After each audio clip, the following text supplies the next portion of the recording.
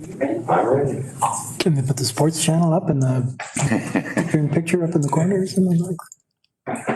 Okay, so welcome everybody this morning. I guess the first thing on here is the approval of the minutes from the September 23rd meeting. Moved. Moved by Dennis, seconded by Andrews. Andrews? Yes. Black? Yes. O'Grady? Yep. Kennedy? Yes. Sullivan? Yes. Van Castro? Yes. Aldred? Yes. Motion carries. Okay, next thing we're, all the applications comes up in the properties for this meeting application. Yes. Yes. Yes. Okay. Then we'll move on to our items of consideration. So I guess Nancy, take over from there. Yes, okay, so the first item was bringing back from our discussions in the previous meetings with respect to mapping and survey requirements.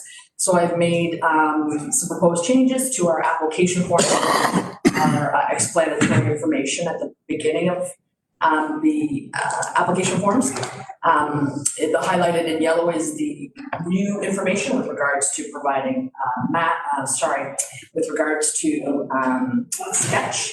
So all existing and proposed access should be known. It is strongly encouraged that a draft survey by a qualified professional prepare the severance sketch.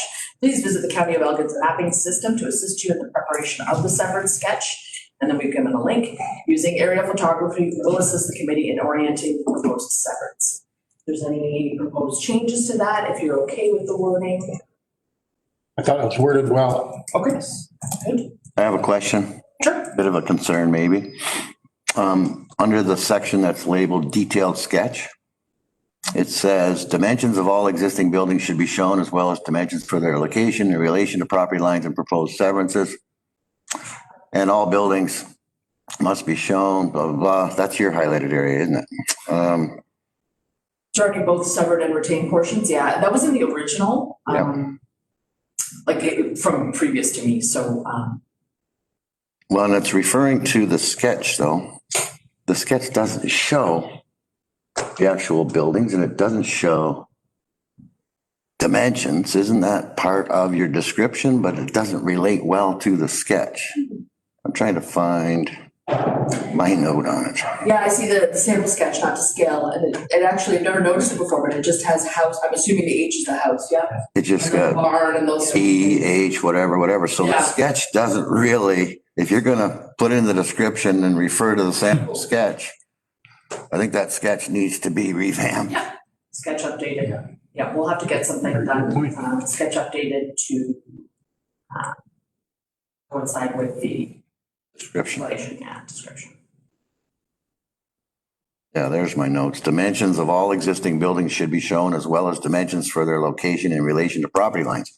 So the sketch doesn't show any of that. Absolutely. So we'll update that as well before we revise the application form with the information. Right? So do you want me to bring that back, or can I just No. go ahead and do a new? Go ahead. No, just- Okay. Just make it relevant, I think, to the sketch is good.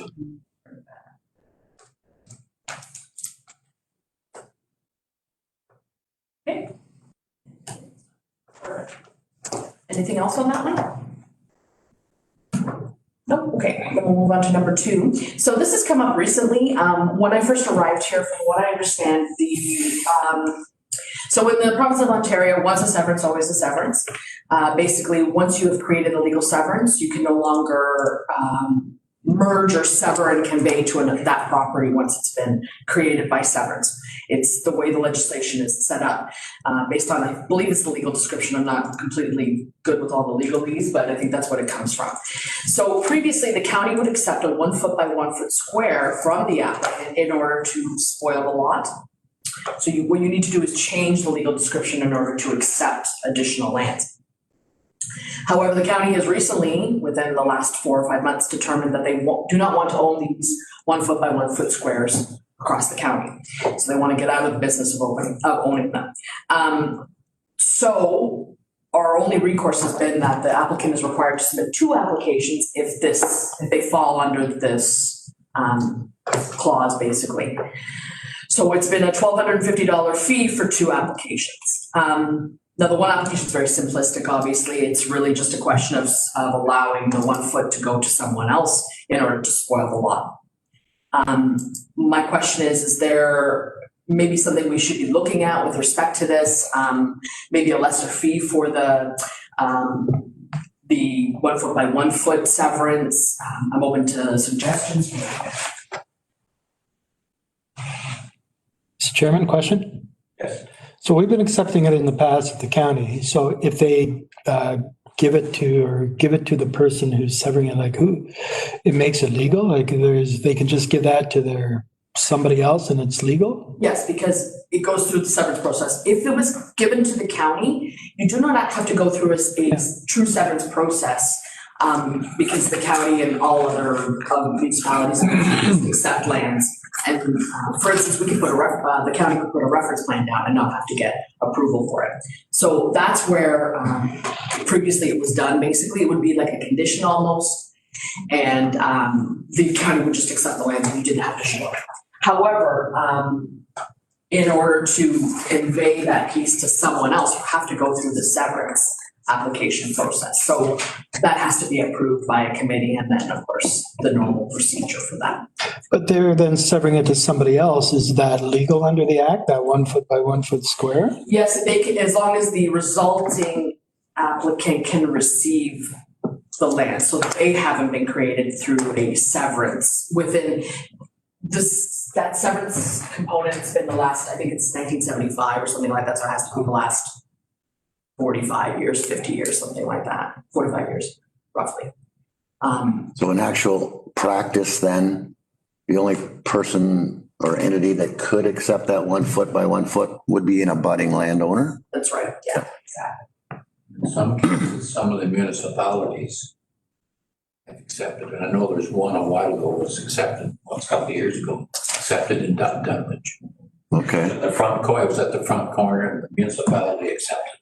okay. And I mean, Why do they want to get into that? yeah. There's the legal- question is, all kinds of legal how do you want to become owners of all these 1 foot by 1 foots? The county got out of it, but one can only assume that the municipality may not. And I mean, we can also discuss with the municipalities if they're willing to accept that, because there could be some municipalities I think that are some fine want- with it. I think some want out because of legal issues.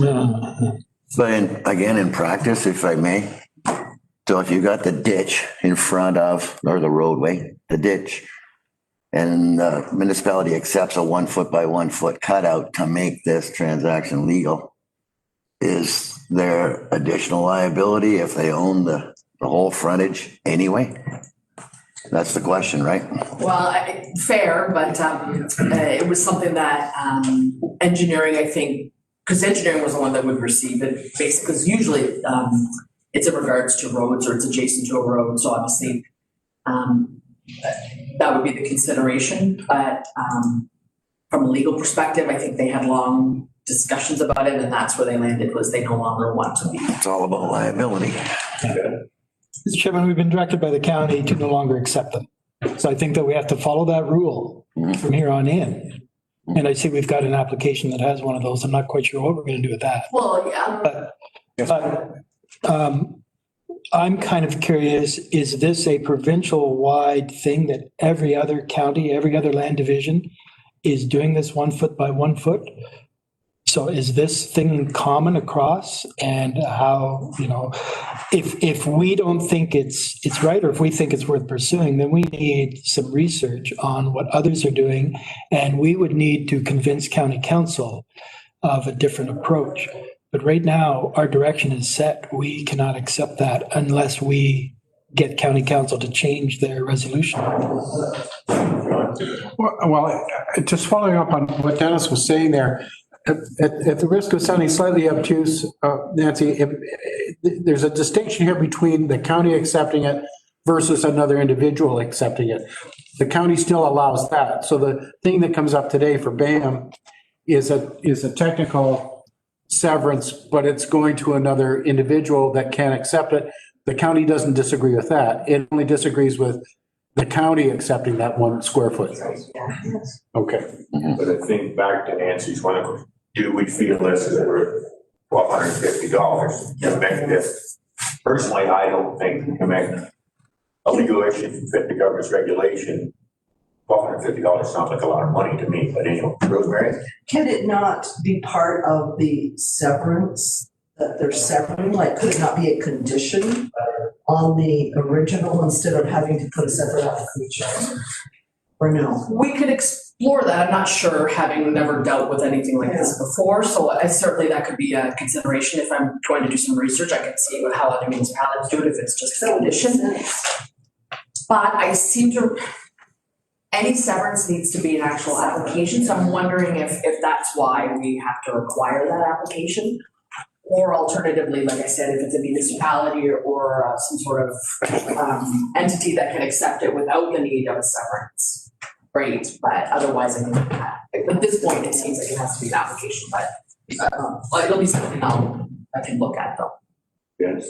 I agree that they're straightforward, but as a separate application for severance, we still have to follow all the rules. Nancy's got a lot of time put into it. We've got to get the notices.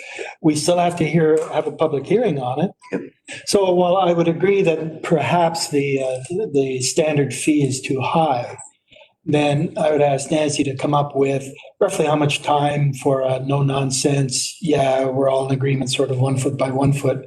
And is that a $250 fee, a $300 fee? I don't know, but something to account for the administrative time for doing that 1 foot by 1 foot. Well, that's procedural. Yeah.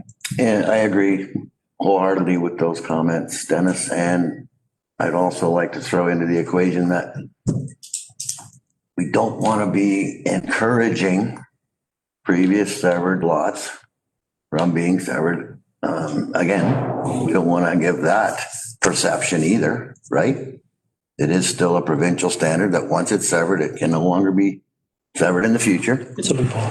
So we don't want to be perceived as, oh, well, it's just a rubber stamp thing. I would suggest we maybe reduce the fee from $1,250 down to $1,000 to start with. We can always revisit the fee at a future date. But if you're asking the question, should we consider reducing the fee? I would be in favor of a reduction, but certainly not too low at the start for that reason. Throwing that into the equation. I'd like to see what has been said by Dennis. And let's go and see what have Nancy explore and bring it back to us, what other municipalities are doing with this. Mhm. Because I know there's some municipalities are still in the problem of thinking what to do with it. Right. Because if you get to a place on a county road that, the extra road planning, Right. they take more than a foot square sometimes. They do. We had that on one corner. There's Right. enough property there now for the extra lane, turning lanes and that. Right. So they took more. They took, because the property was in two sections, so they took a foot square off each section. So I think we better look into it and see what Steve Gibson or somebody from the county thinks about this. Well, that's a good point. Like in certain situations, rather than them giving up 1 foot by 1 foot square, maybe they have to give a 1 foot section all the way across their frontage for the municipality's benefit. You know, it's going to be determined by the situation at the time, Well, right? ironically, now that I think about it, there is an application on here that requires the 1 foot by 1 foot. And I recall that the county has asked for roadway. Exactly. So I wonder if that then allows that severance to occur. It's a little late now. It never really Yeah. occurred to me actually. Yeah. That's why we're having this discussion. So what I'll do is I'll look into it. Okay.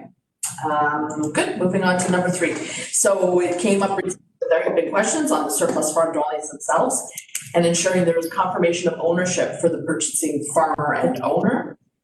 Does the committee want me to add conditions for every surplus farm dwelling that requires confirmation of ownership for the retained farm lands to ensure that it's a resulting farmer ownership, basically? Well, I think we have one in here where Elman's, which is in West Elman, he listed all the property. We've got another one in here. We don't know for sure who owns what. Exactly. We don't know, and they must tell what property they own. And I think the one was filled out just real well, he listed all the property. The other one that was in here, we don't know who owns what. I went down the road, there's 3 good numbers, but I don't know who owns. But didn't we ask for a form to filled out? Yeah. At night, that's towards the end of the season. Yeah. That's right. And if I remember right, I think it was supposed to take effect April 1st. Yeah, so if that form's not filled out, it's not a proper application. Not a complete application, is it? Complete, you're right. Yes, to elect. So just so you know, the form, the way it's written, though, it doesn't ask for the name. So if that's the case, then we should probably tweak that form and make sure that form, yeah. they provide the proper information. Yep. Add some, a category that says who is the resulting owner, purchaser, or maybe spell it out, who's going to be buying your surplus farm dwelling, who is owning the farm. Ask what goes in the form as well. Okay, so I can do that administratively if you like, and just add that to the form instead of adding a condition. Then we could just make sure the form is correct. Okay.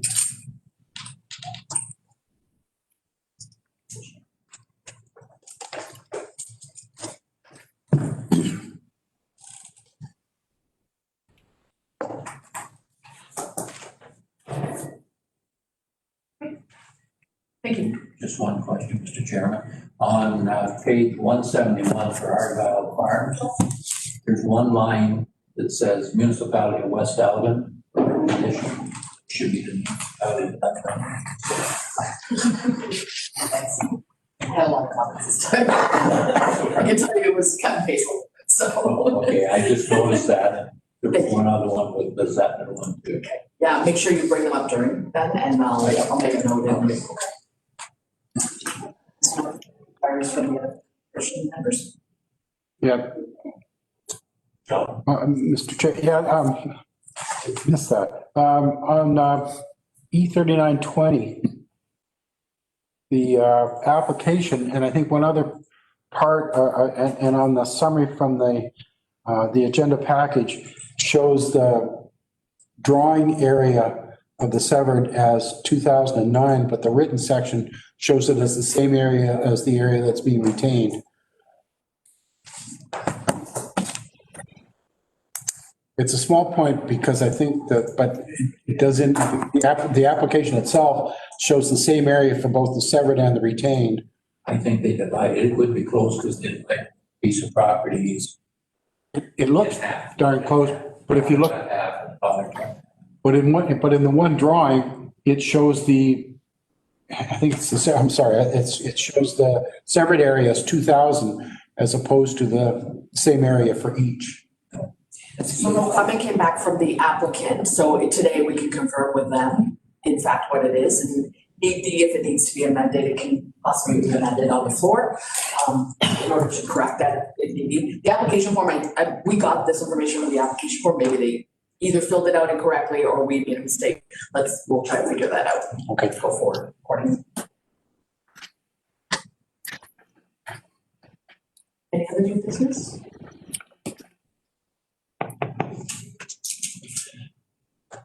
Mr. Chairman, not new business so much as a question on one of our applications, E1218.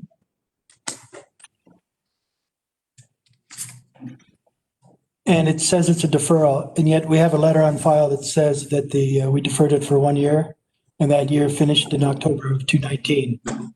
And so I'm not opposed to us looking at this. We have all the information, but it should be treated as a new application, should it not, since the deferral period lapsed?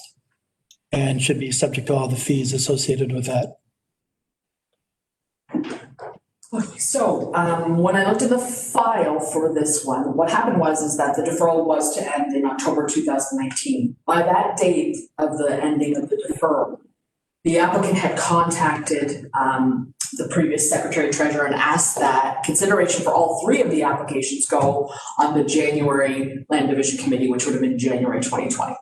So Secretary Treasurer responded yes, so it was scheduled. And then there was some issues with their official plan and zoning application. They asked for it to be pushed to the May meeting. So at that time, Susan also said yes.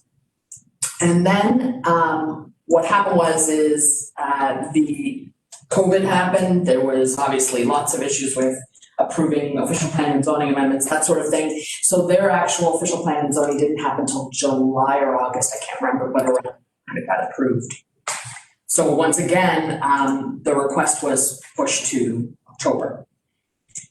And at that time, they also asked that there just be a deferral of the two and a consideration of 1218.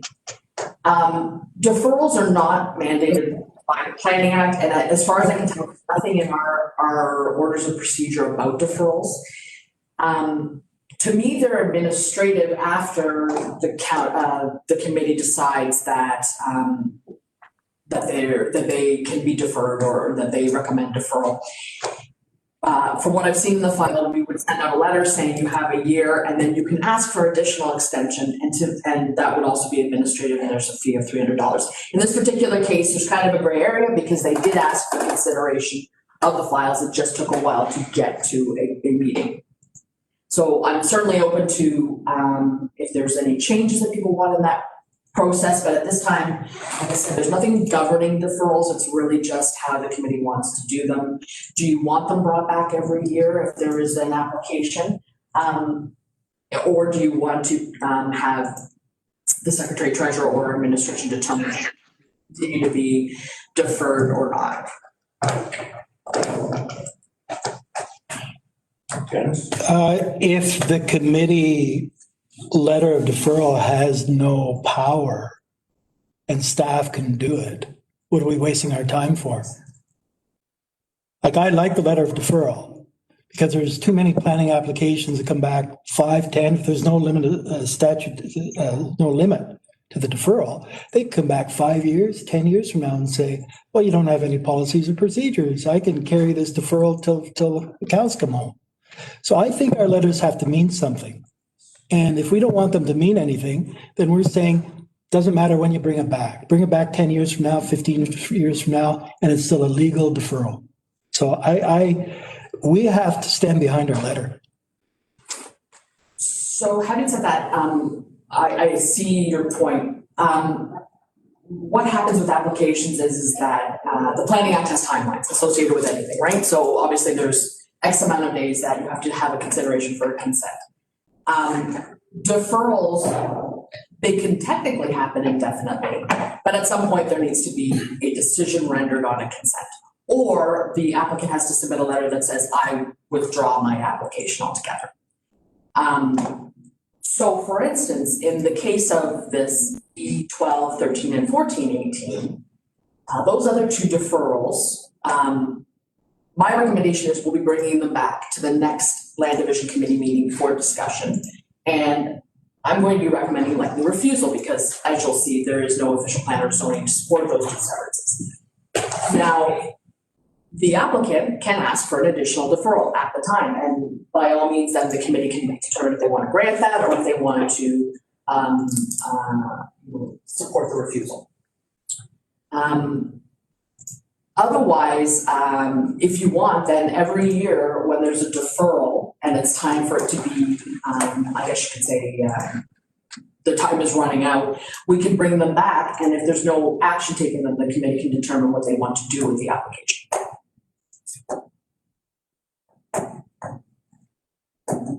Is that what you'd like? Or, like I said, from what I've seen, it's been administrative. So if Susan had received a request to extend a deferral, she would consider it and then send out a new letter saying you have another year and you've paid $300 for that. So that would be it would be an administrative, so the Secretary Treasurer would consider it on its merits and decide if it needs to be brought forward or if it needs to be just if we want to continue the deferral. I think then, Mr. Chairman, we need a resolution. It says that we no longer issue letters of deferral because they have no status. Why? And so we need to be clear to this committee and to future committees, and that's just not something we do anymore. Because we can't, well, let's issue a letter of deferral, but then ignore the terms and conditions we put in it. That makes absolutely no sense to me at all. So if we're not going to do it, then we should have it as part of our policies that we do not deal with deferral letters anymore. We pass a motion that it be deferred and leave it up to staff as to when to bring it back. Could be 5 years from now, could be 10 years from now, but it's entirely up to staff. It's a bit confusing to me, of course, but if it's in the letter that it's deferred, and if, I think it's got conditions in there that if it's not brought back for a certain date, then what happens? What's the letter say? Then it's, It said, the letter actually says, if you don't contact us before the end of that year period and ask for another deferral or extension of the deferral, it will lapse. So basically, the application is dead. so then Dennis's term, basically. Dennis's example is that as long as they contact you and ask for a deferral again, it can be deferred into That's right, yeah. whenever. Okay. But does that come before the committee, that decision, or is that just staff that's yeah or no? From what I can see and from the correspondence I've seen, I think it's been a decision of the Secretary Treasurer. Okay. So if the Secretary Treasurer doesn't feel comfortable with extending the deferral, they could bring it back to the back. committee. Exactly what I will be doing with discuss. this one, for instance, is obviously the year has passed. Yep. I don't feel the policies are in place, therefore I will be bringing back Right. in November. Well, so far, I don't see anything wrong with that procedure. I don't either. However, we have to keep in mind, maybe in this case, 2020 was an exceptional year where we lost how many? 3 months where nothing happened. So perhaps in this case, the deferral was, we are past the date right now. Except, Mr. Chairman, Yep. The applicant knew he had 12 months. That 12 months expired in October. Right. And we had an additional 4 months past that, where we had regular meetings. So the applicant knew he was under a timeline and he dealt with staff. So as I said, if this committee wants to delegate that to staff, I'm okay, but then I'm not okay with issuing any further letters of deferral because they have no meaning, legally or administratively. Staff can decide when to bring it, when not to bring it. And that should be part of policy. We can't be farting around with that and say, some days we'll issue it, some days we won't, some days we'll follow it, some days we'll ignore it. I think we need to be clear. What is our policy on letters of deferral? Are they valid and have to be followed? Or are they an administrative nightmare and we should just do away with them and allow staff to decide it? Ian? Well, I think this year has been different, totally different, because there's so many changes and we were not having meetings. But I think they have the right, because if they're waiting for something in the municipality to change, then we can't just forget about it. We have to give them a deferral. And it's up to, and as Nancy said, she'll bring it back to us. And at that time, we can discuss it, whether we want to do it or say, no more. But I think we've got to be flexible on it when there's problems with the local municipality and planning or somewhere, there's something that's got to do. I don't think we can just got to work with the people. I would agree with that. Yeah. For instance, the only other deferral that has come up recently is, I can't remember the file number, but it was, there was a death in the original applicant. So they had to sort out the will and who owns the property now in order to continue with the application. Great. So they requested a deferral and we gave them a year administratively. Now, if that is not how committee would like to see that, if you would like to see these considerations brought back, then that's something that we can also put in policy. John, Andrew? Yeah, I agree with Ian, but I think staff should be in our minutes or agenda with it. You've done it, because I know previously sometimes we didn't know and we got taken to task, and so but I agree with I just think that there's always circumstances, and I mean, I don't disagree with my comrade from over there, but I just think we've got to be somewhat flexible. And I think it needs to come back to us just in a note that it happened. Mm-hmm.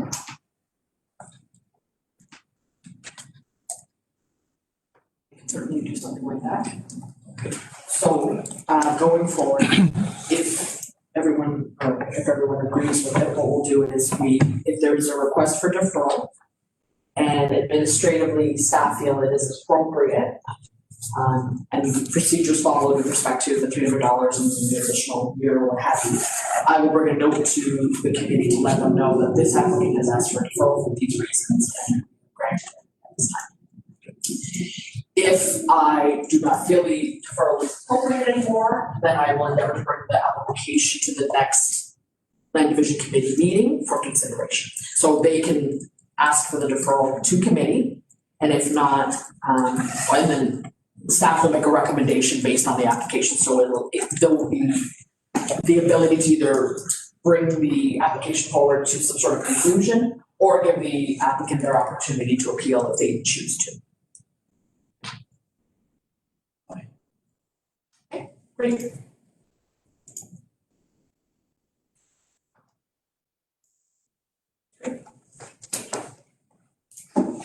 You done? I am, yes, sorry. So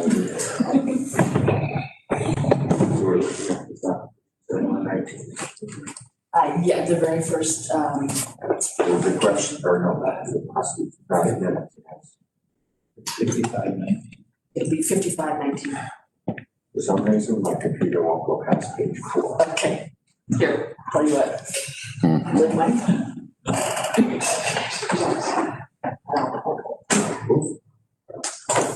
Don't break two of them, Mr. Chairman.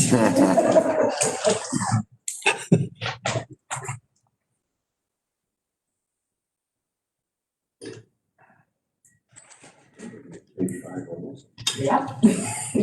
Can you use that one then? Okay, I'll put this all on the floor. About page 30 or something.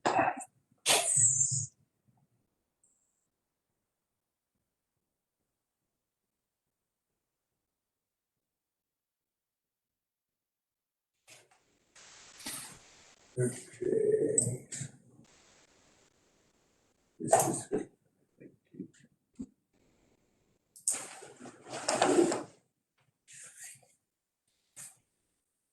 Now, is anybody with us on this one? Yes, I think David Rowe might be on that. Okay, so this is for request for amendment for decision E5519 Peters. Got an attached sketch by a surveyor for the above service application. The original application indicated a frontage of 30 meters and a depth of 37 meters on one side and 39.5 in an area of 1,133 square meters. The lot was to have an area of 1,241 square meters. The actual survey measured for the server pack a year frontage of 29.94 by depth 39. And then 39.22 on the other side, 1,124.4 square meters instead of 1,133. And the measurements are within 3% of the approved decision. However, the survey area retained parcel is more than that 3%. Less than the approved of. In most cases, the remaining parcel is not surveyed. The actual area is. Okay, so they want to know if we are going to accept this, that they are over the 3%, right? Correct, yes. And on the committee agenda, just so you know, there is an amended decision which shows where each of the changes would be. Basically, all of the areas have changed based on the new survey. I think David Rowe, are you on the call?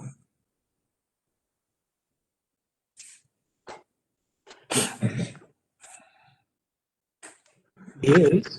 He's muted. He's muted, I think. David, can you unmute yourself? Okay, can you hear me now? Yes. Okay. This is, I guess, real proof to me that in the future, every application I'm going to bring will have a survey completed before I submit it.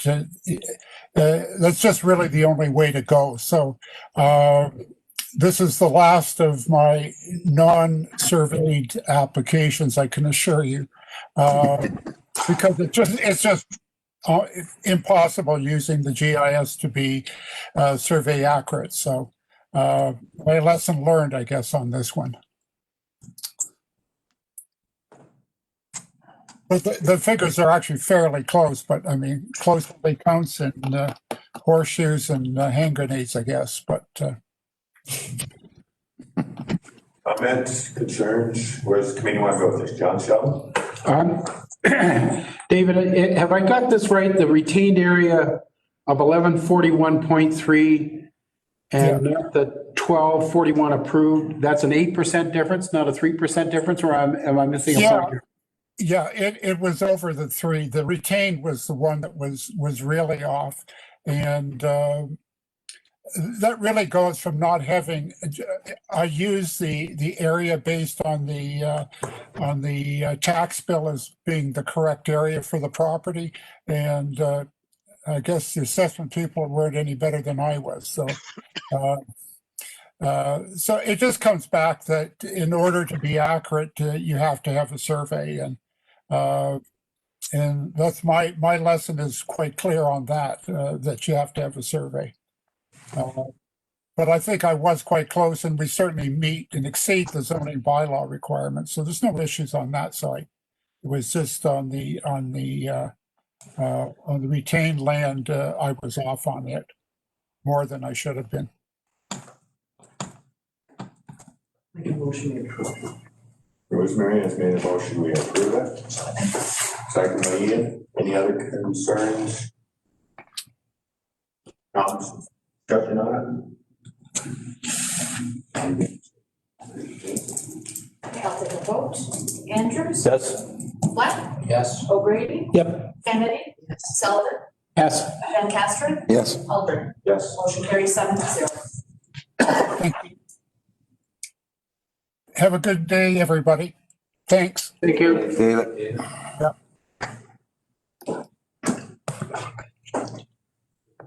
On to Peters. Anybody with us on that? Is there anyone here with respect to E1218? Yes. My name is Hannah Shirtliff. I'm with Monteith Brown Planning Consultants, and Jay McGuffin, the Vice President and Principal Planner of Monteith Brown, is also on the line, along with our client Jerry Hensels.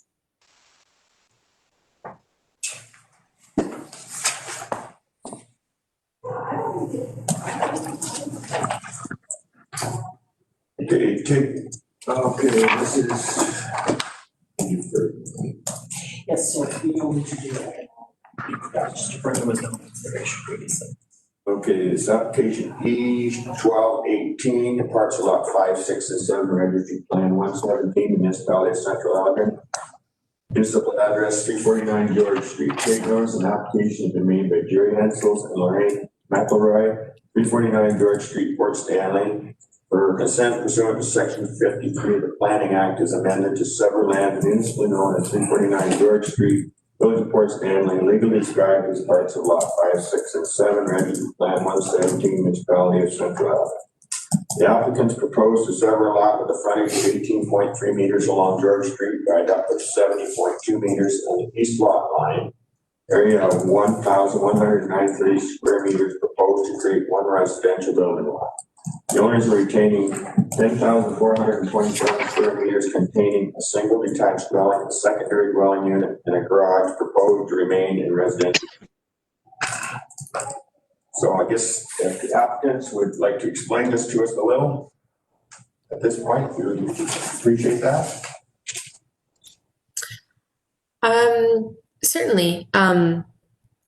So we'd just first of all like to thank staff for the opportunity to review the report in advance of the meeting. So yes, that's correct. Our client is proposing to sever off a single lot from the west side of the property for the construction of a single for low density residential uses, construction of a single detached dwelling. We're in agreement with the recommendation of the county that the consent be approved. We would request that committee approve the proposed consent, and we're available to answer any questions that the committee may have about the application. Okay, thank you. Nancy, do you have comments on this? So I'll quickly go through the comments received for the application. The county engineer indicated that this is not on a county road. The comments from Central Elgin were provided yesterday to you. Unfortunately, their committee meeting did not coincide with our committee meeting, so they had indicated that they wish to There were several comments that they had with respect to this, and several conditions that were to be added, such as drainage assessment, things like that. The county reviewed the application. It meets the policies of the official plan, both local and the county OP, as well as the zoning. It is recommended that the land division committee include the following conditions: that the applicant shall provide to the land division committee a signed acknowledgement and undertaking confirming the solicitor's undertaking required to provide a copy of the registered deed for the severed parcel once. And that's it. Any questions, concerns, discussion with the committee? Dennis? Just a question, Nancy, on the back end of the severance is butternut area, which is protected species. And I know we're dealing with one a little bit later under the, whatever, the provincial significant forest. So this falls out of that. This does not qualify for the same sort of scrutiny? No, correct, though. What happened was there was an official plan and zoning amendment that occurred on this, and it was only recently approved, I think it was July or August. And the butternut tree has, as you can see on sort of the sketch that they provided, the butternut central habitat area actually mostly falls on parcel A. And obviously there is a bit of a overhang onto this property as well. But the local municipality did not consider that to be an issue in order to sever this lot in this manner. So so basically the Central Elgin recommended the severance as well as the county. It's outside of what would be considered to be an effect on the butternut tree. Any comments, questions? Move the recommendation. Vanessa, you moved it? Rosemary, second. Any other questions?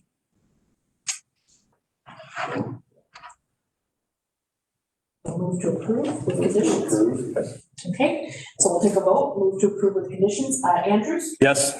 Fleck? Yes. O'Grady? Yep. Kennedy? Yes. Sullivan? Yes. And Castro? Yes. And Aldridge? Yes. Motion carries 7-0. The decision rendering today for application E12-18 will be circulated within 15 days of today's date.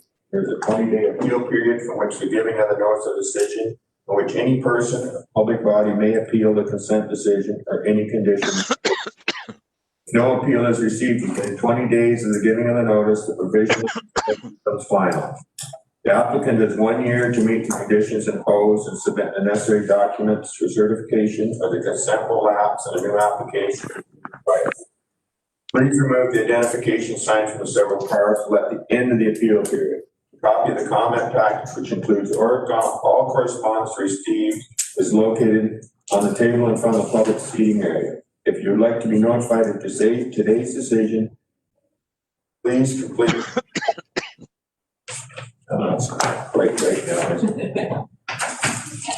Let me go back here. Consent will lapse. The sense of COVID, we have a little different reading here. Please leave the identification signs in place until the appeal period ends, after which they can be removed. If you would like to be notified of today's decision, please request a copy by contacting Nancy Casado at npasato@elgin.ca. A copy of the comment package is also available upon request. It includes all correspondence received. Thank you.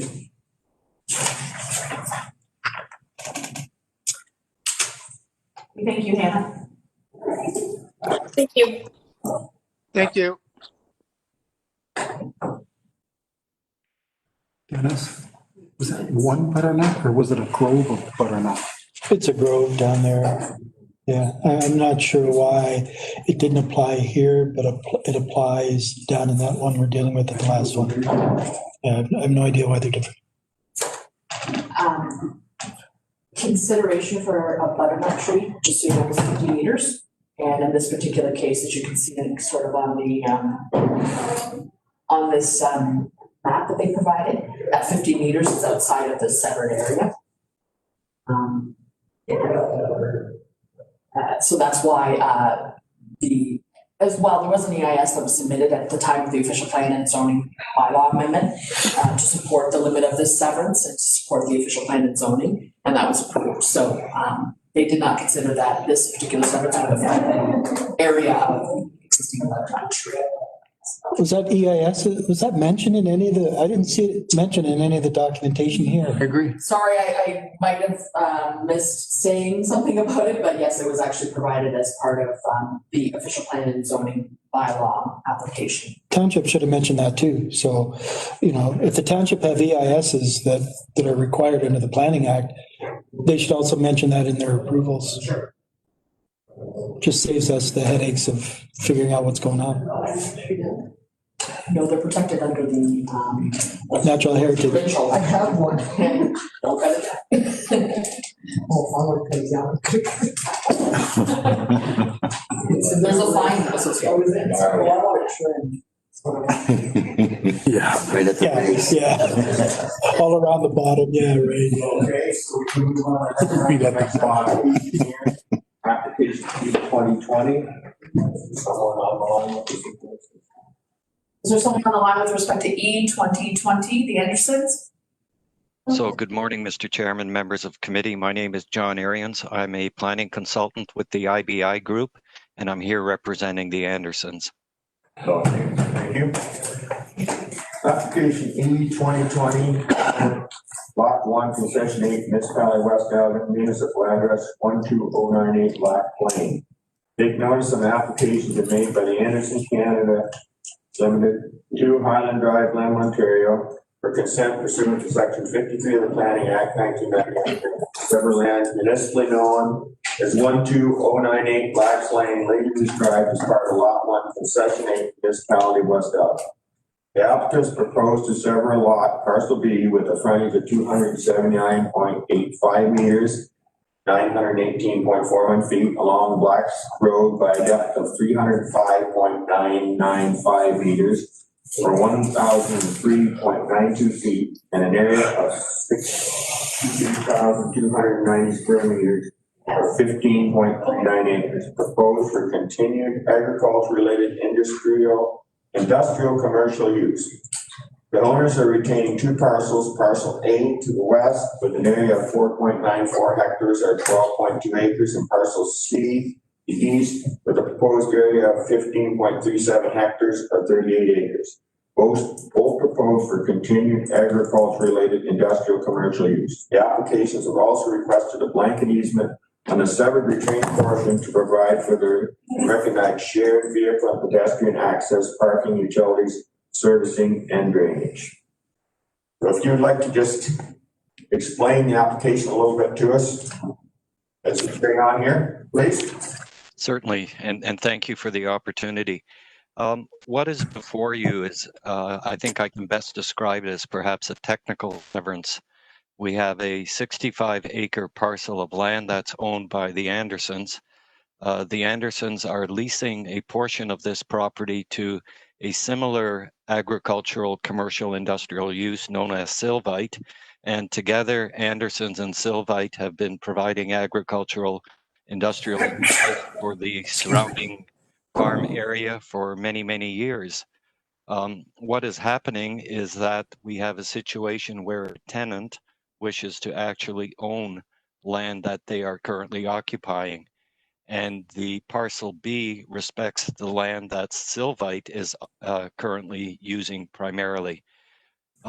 Parcel C is vacant and will continue being farmed for the time being.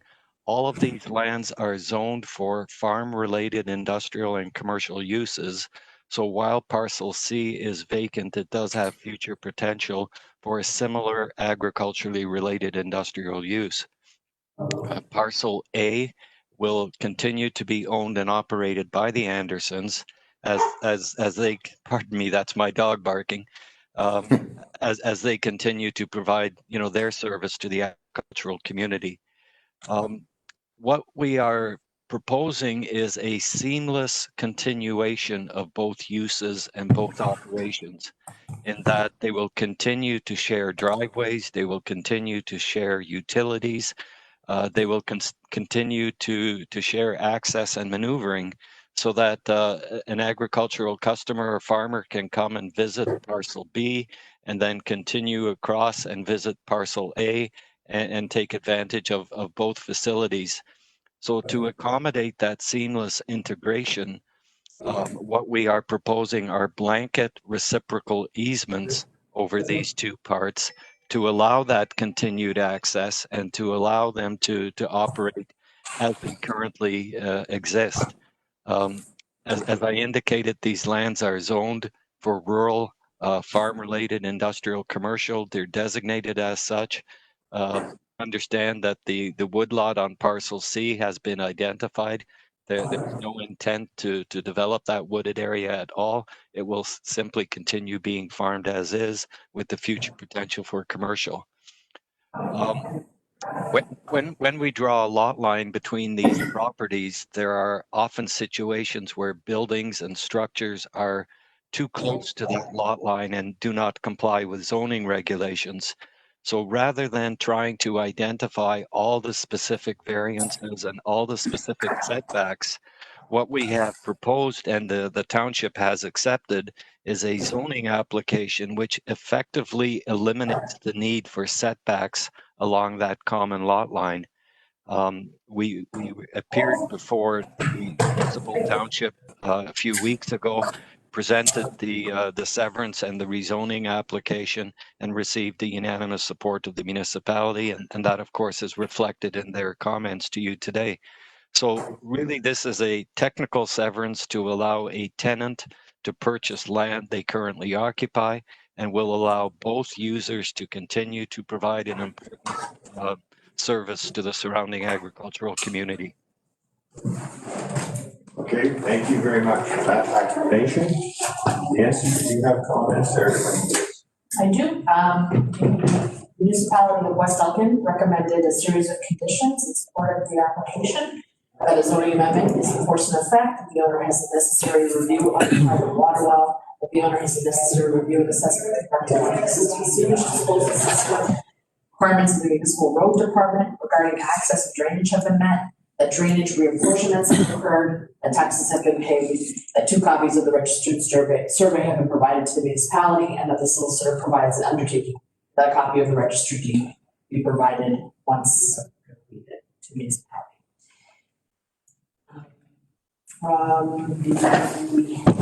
Sorry, I'm just going through these. Local tenants had no issue with the application. And the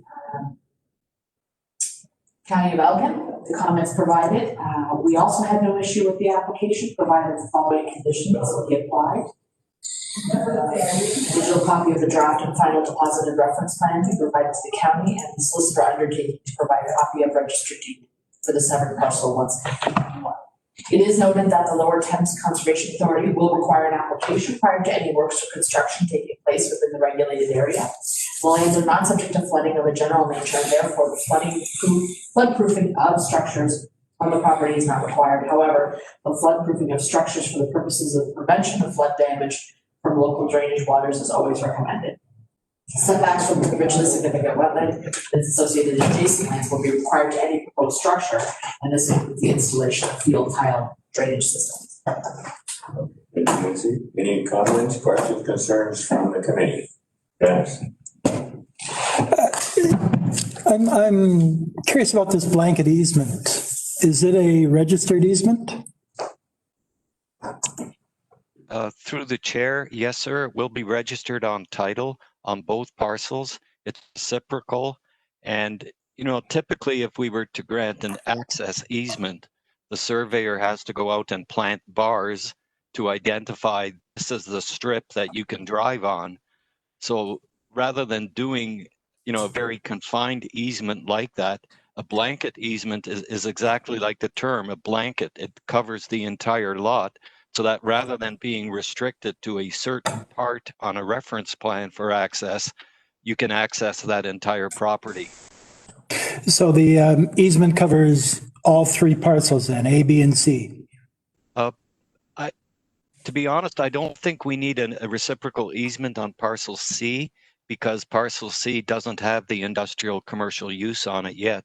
It's really only parcels A and B that require that integration. Yeah, your application says it's a blanket easement on severed and retained properties. It didn't make any distinction. My apologies, but I mean, clearly parcel C is still used for agricultural and would not require that easement. So in order for the easement to be, under the Planning Act, an easement like that it's not, no separate approvals or anything like that for us?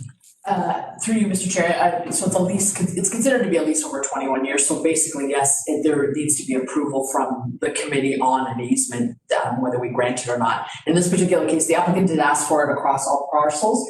If committee wishes, they can amend the decision to say that the easement can be granted for the two parcels that variance has mentioned, or continue to have the application as is and have the easement registered on all three parcels ultimately. So the easement has two separate owners then, right? Parcel A and parcel B. That's right. So there'll be the ownership and then the allowance of the uses based on. So it would be my guess, Silvite or whoever represents Silvite, whoever owns Silvite, and then the Andersons.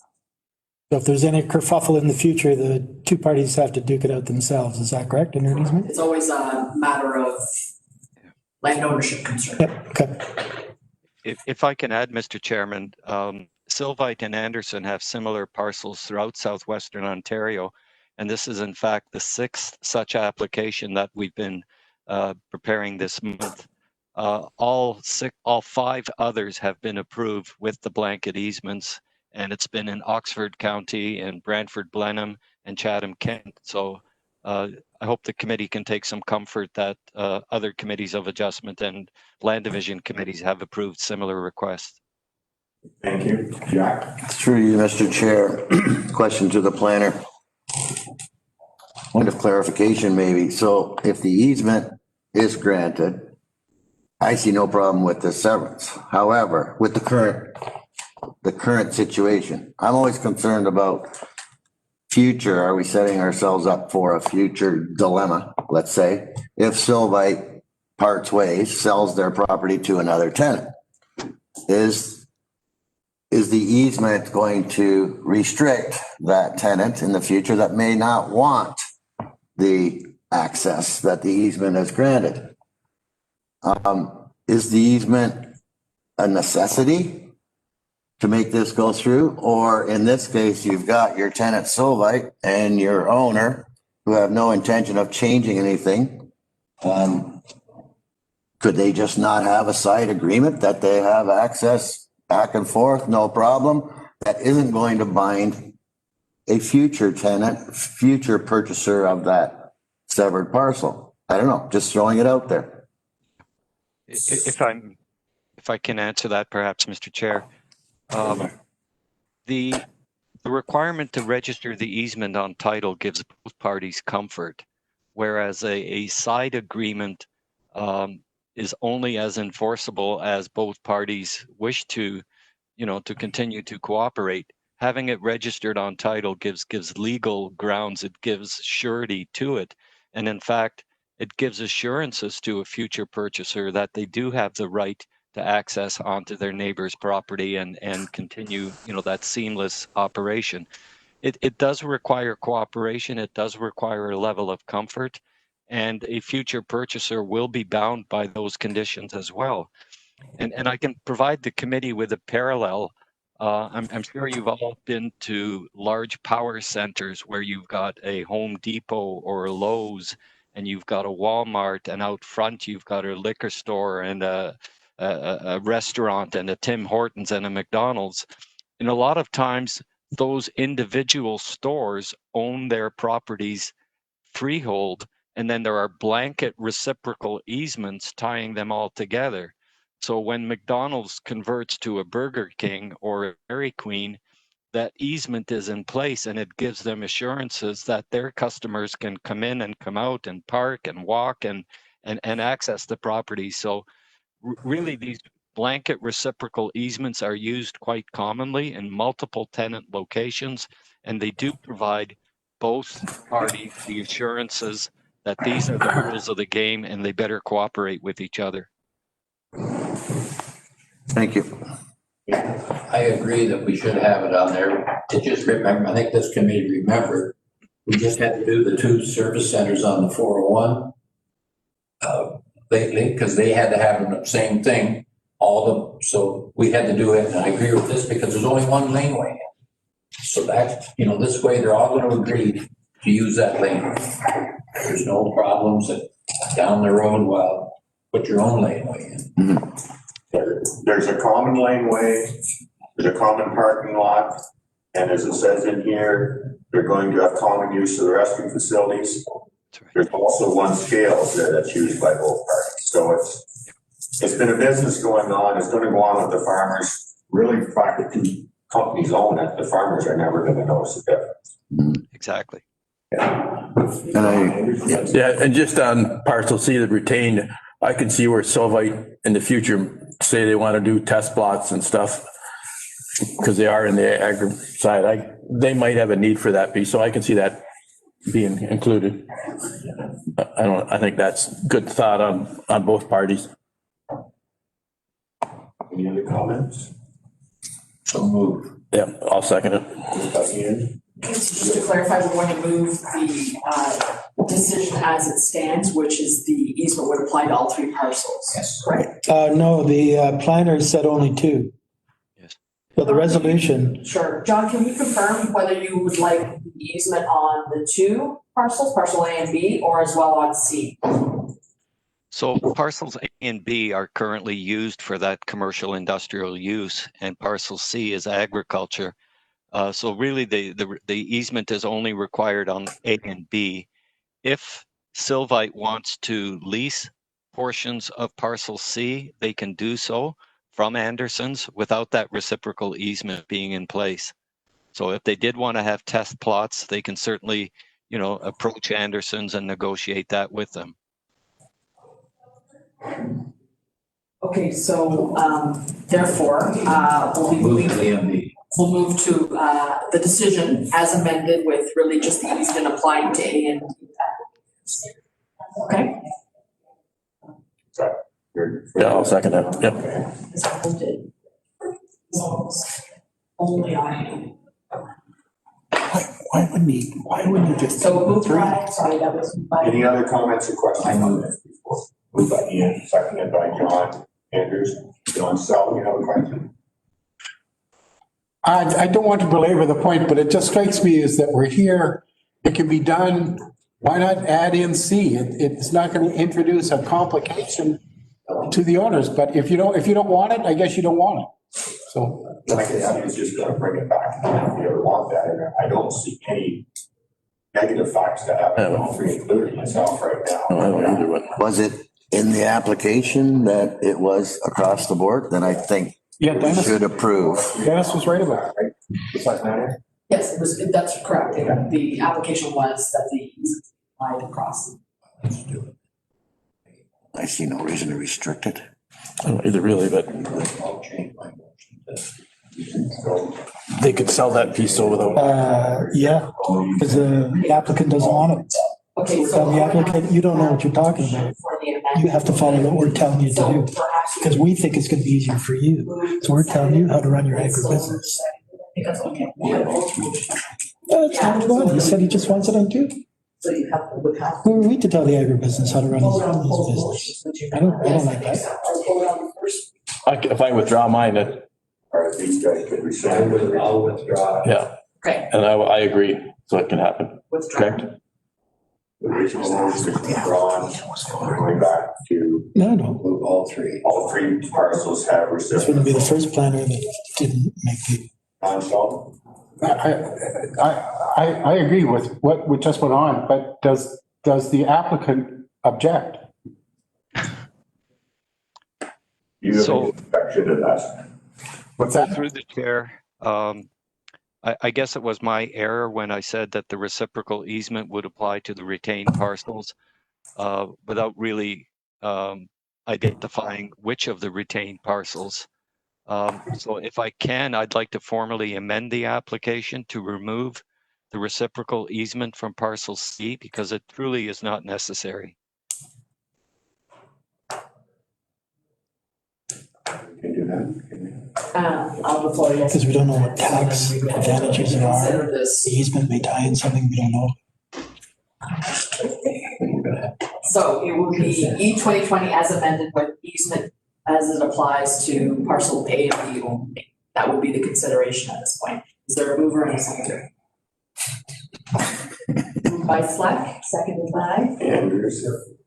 okay, we'll take a vote on this one. Andrews? Yes. Slack? Yes. O'Grady? Yes. Kennedy? Yes. Sullivan? Yes. Van Castro? Yes. Eldred? Yes. Motion carries 7-0 with the amended. Okay. Good point, Dennis. Thank you very much.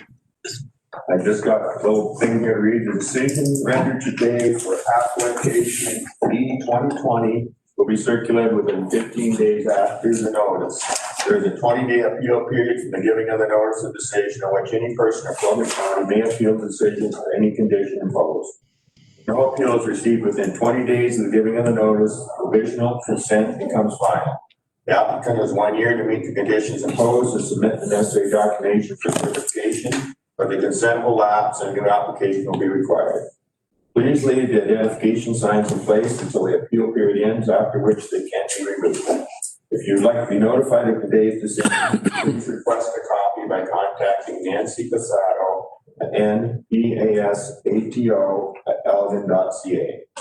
A copy of the comment package is also available on request and includes all correspondence received. Thank you. Thank you. Okay. So this next item, I believe there's going to be members from the public attending, so. That's why I asked for clarification what the application said.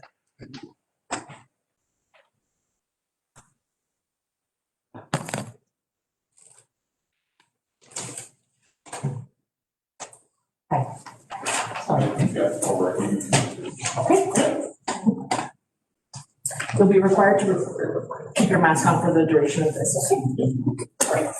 I will have a seat here, sorry. Thank you. And whoever's going to be speaking, please come to the podium. Are you going to be the applicant? You're all in the applicant. I guess I'm part of MJ Shield, but like it's, Yep, so who's going to be speaking to the application? that would be me. Okay, so the Mark lawyer's on the line? remotely. Okay, so. Yes, I'm the lawyer acting as agent for the applicant.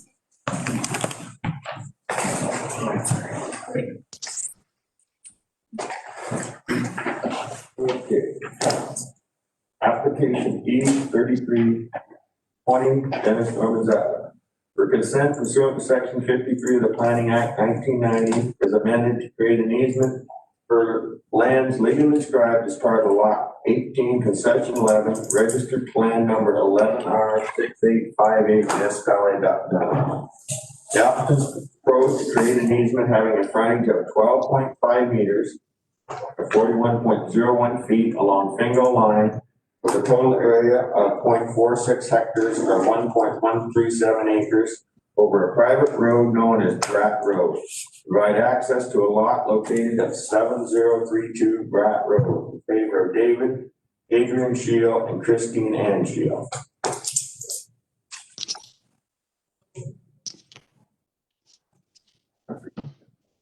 Okay. So, Mark, are you on the line?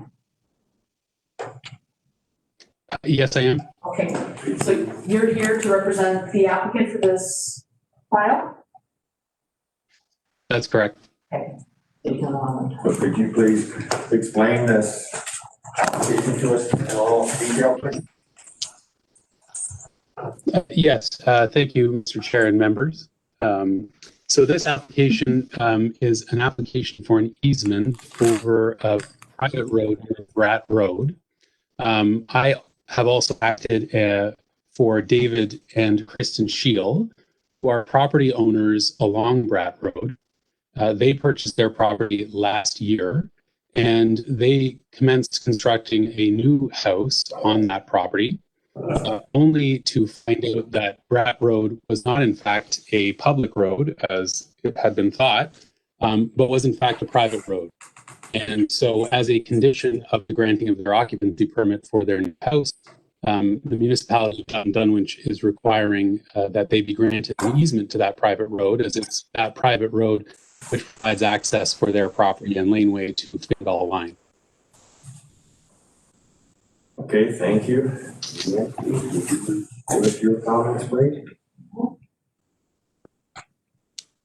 So, the municipality of Dunwich recommended approval for this proposed, easement. Subject to the following conditions: that the taxes are to be paid in full, that 2 hard copies of one PDF of the registered survey have been provided to the municipality, that the ownership of Brat Road be confirmed to the satisfaction of the municipality of Dunwich, that all Dunwich planning application fees set out in the fees bylaw be paid to the municipality, and that the solicitor provides an undertaking that a copy of the registered deed for the 7th parcel, once the transaction has occurred, will be provided to the municipality. Comments received. The Lower Thames Conservation Authority had no issue with this application. The county engineer had no issue with this application.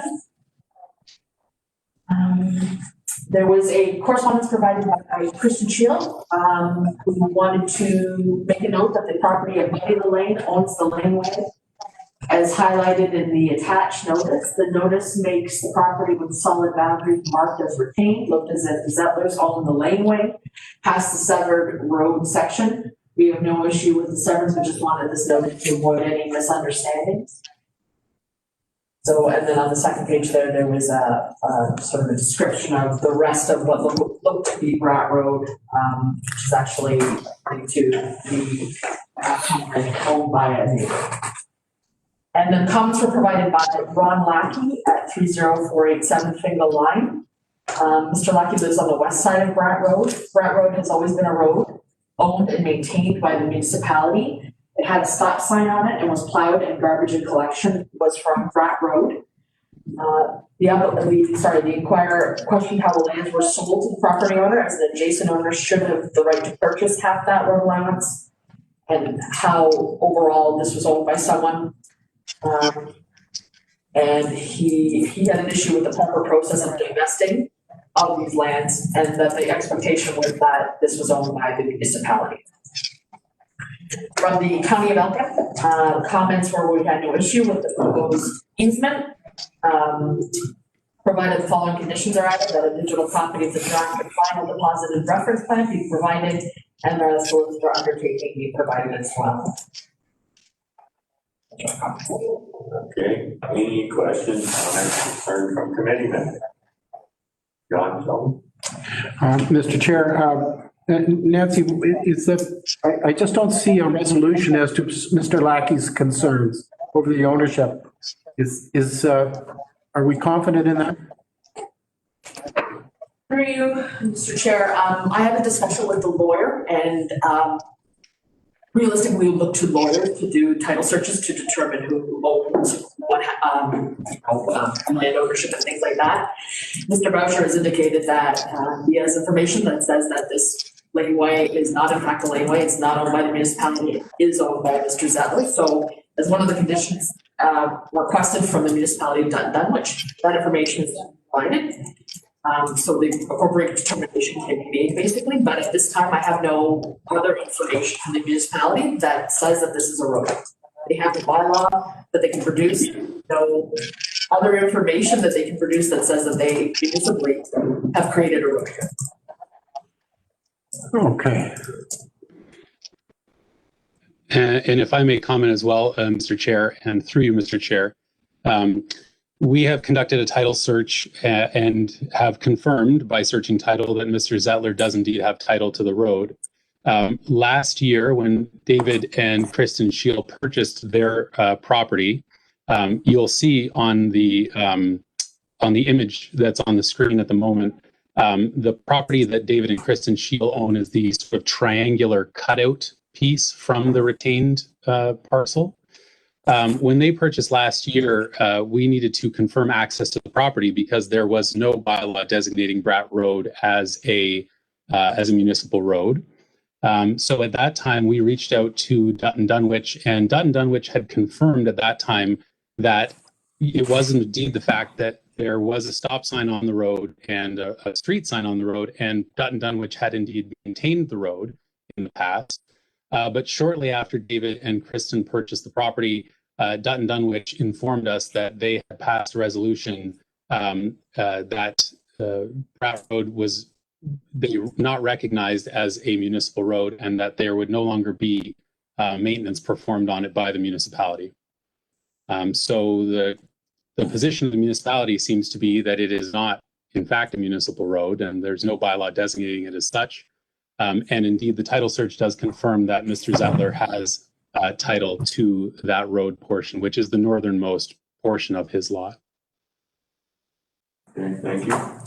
Ian, you have something you want to say? Well, the concern that I am hearing, and I've heard it from different ones lately, is that if that was even why would that road be plowed and why would it have a stop sign on it for the existing house that was there for a number of years? And all of a sudden, it's not an unopened road law. Everybody thought it was an unopened road law, but it was being maintained because the Brad house was closer to the road than it was taken down and there's a new house built. So, you know, somebody, somehow, this is, you know, and I know we get into this in municipalities with unopened road licenses too, but there is a concern with people in the area. I've had 2 people just call me, but, you know, they're wondering why there's a stop sign and it was maintained for so long, and then all of a sudden it wasn't. There's nothing to do. Yes. I just need to understand things a little bit better here. So there's a house, there are 2 houses on that little pie-shaped lot, the triangular lot. The house that's closest to the road is not there. And so the house that we're talking about that we need access for is that one that's on that. Yeah, okay. So my question is, why is the severance so big? Because if there's only access needed to that house, why is it going that far? It doesn't make any sense to me unless somebody's planning on future development. And the second question is that if in fact we grant that severance, then that house that's closest to the road has no public access to any road. Is that correct? The road's not there. Yeah. So they have no access to any public road. Is that correct? If we grant this severance as written? Through you, Mr. Chair, no, what would happen is they would have an easement then to utilize the Zettler's property, which also happens to coincide with What easement? Is there a resolution here that we grant an easement as well? That it is. Over a doing. private road known as Brad Road to provide access to a lot located at. And he's paying for all the legalities of that to give him that. Yeah, so it would be granting an easement for access to the Shields property across what is shown as severance, but really it's just the location of an easement. It would not be a severed lot itself, it would just be an easement granted over that section to allow for, from the Zevers to the Shields to allow for access from that laneway basically. That would be what the application's for. And who has control over that easement? It would be the Settlers and the Shield would have an agreement, so both of them. And it would depend on what they end up, the parameters with which they decide to maintain that laneway access, whatever, what have you. So the municipality would not be involved in this. They would, I'm assuming at this point, the municipality, if they know that this is not a road anymore, that they need to maintain, will stop maintaining it. There will not be garbage collection from it. There will not be a stop sign anymore, I don't think. Excuse me, there hasn't been since that house that was built on the one, that's very close to Fingal Line. Since it's been gone, that's about the time I think they got done. So what about the budding landowners to the west? Did he use that as a way to get into a part of his farm there? So I'm not sure, he didn't mention through his comments whether he used that as access or not. From the aerial, I can't see what he probably used it to access perhaps other parcels or farming parcels, maybe as a way to, for either cutting grass or whatever, whether the farm implements need to be used, but he didn't indicate in his comments that he had been using it. Yeah. Could we give the opportunity to some of the people present that may want to make a comment? So this severance is going from single line right over to the edge of the next property, not just to where the house is, all the way across, right? Yeah, the applicant itself was a frontage of 12.5 meters along single line with a total area of 0.46 hectares. So I think once you apply that, it goes all the way to the So it is giving access to this other property as well. That's right. Now, we do have a number of people in the gallery. Does anyone in the gallery want to make any comments to this? Yeah, that was. Talk to the podium and identify yourself.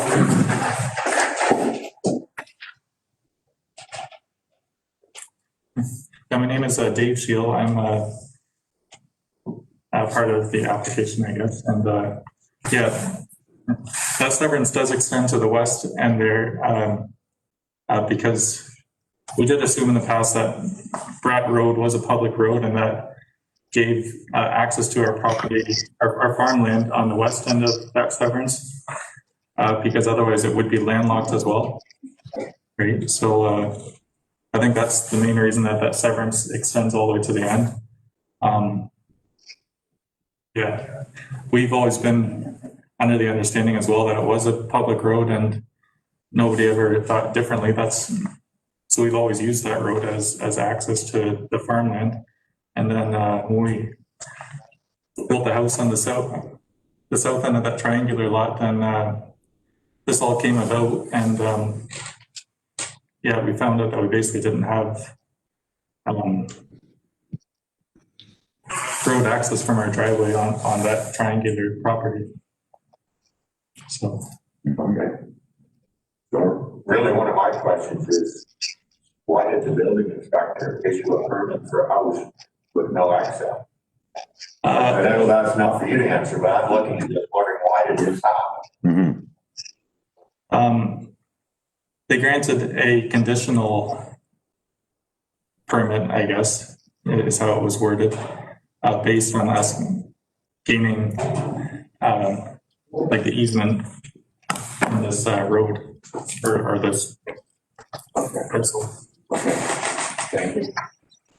Could I ask, just for interest's sake, how long have you owned the farmland to the west that really would be landlocked if this severance isn't granted? Yeah, well, it's my dad that owns it, and he's owned it. It's been in our family since the late 80s, I guess. I think it was 87 years old. All right. And Mr. Zettler, who owns this other farmland, has he owned that a long time too? I think he purchased it in 1998.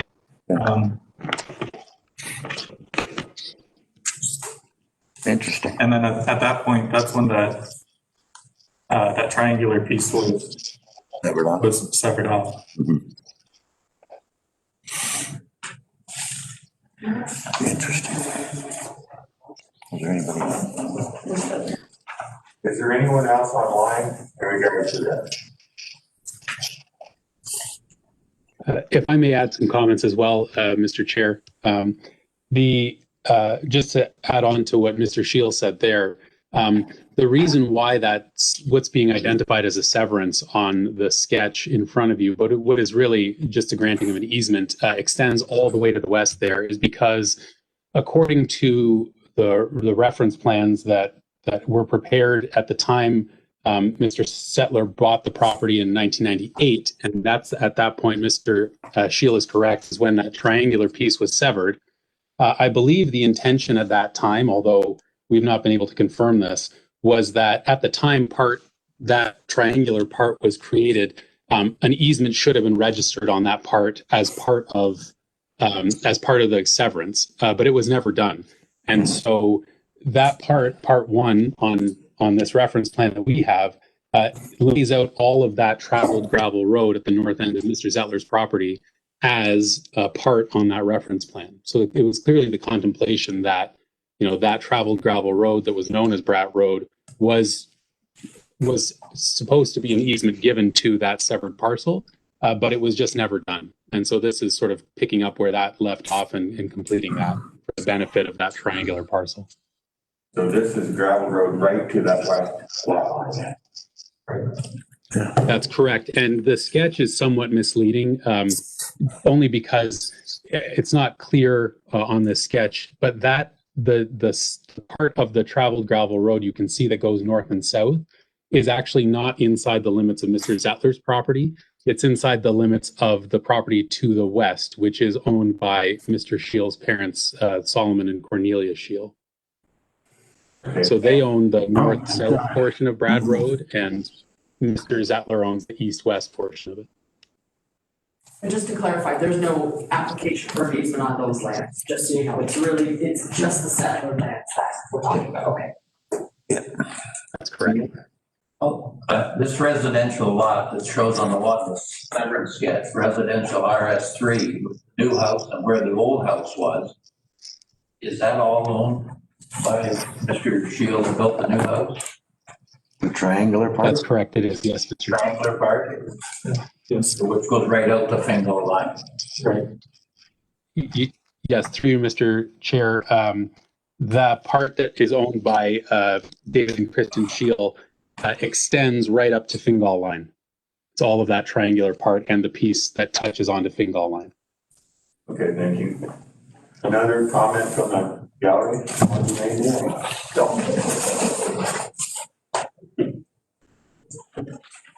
Yes, I'm Ron Lackey, and I'm the property owner to the west and north of that road. I've lived on that property most of my life. I'm close to 70 years old, not quite as old as John Andrews here, but and Thank you. I've been considered a road in my days, and so the rumor was that it was no longer a road was floating around. But I had never received any official document from the township or county to say that this was now the case until I received this letter about this easement. So it was a bit of a surprise to me. And I did phone the township office and spoke to Heather Bow. And she said that there was some matter, paperwork about this in their lawyer's hands in Toronto. But she couldn't give me a clear answer of when this was transferred. So I'm a little disappointed that we were never informed that this road was no longer a road and it was owned by a private individual. There was a question about whether we would use that road or not, or we have used it in the past when harvesting crop a little bit. I must admit that our use of that road to access our farm property is limited, but like I say, sometimes when we were harvesting, we would use that road to haul the grain out. So that's a little disappointment in the way this has been handled. Has raised some questions in my mind. Is what documentation do we have that in fact any of the roads in the area are considered roads? Is there something, someone mentioned bylaws to determine if they're roads? So does every road in that area have some bylaw that says it's in fact a road, like Willie's Road, Lakeside Road, Lakeview Road? Are those all, or bylaws somewhere to state that they are roads? I don't know.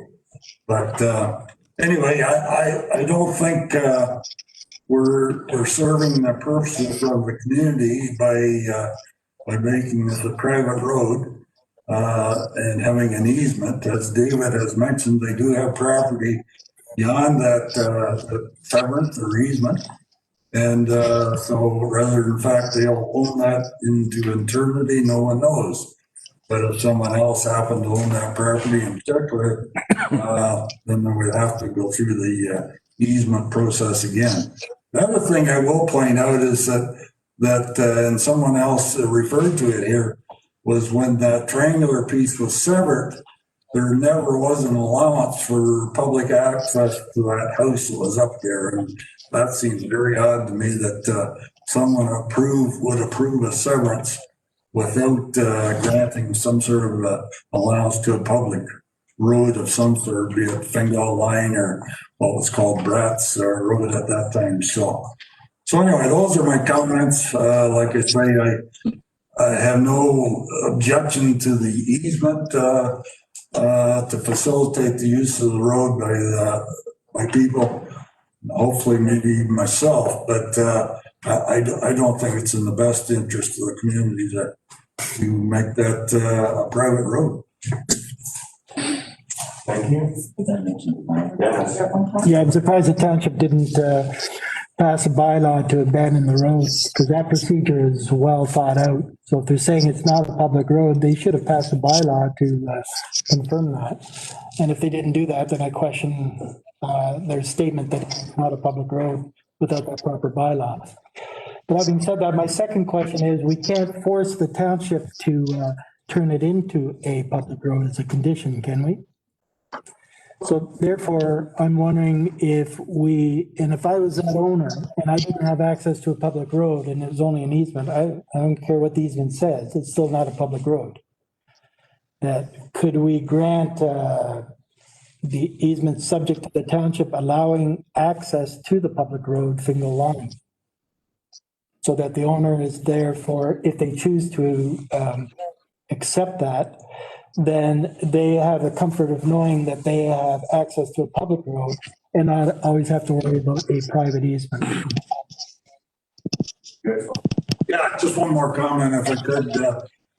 We got this Elgin County map of it, I think it was put together in 2008, was it?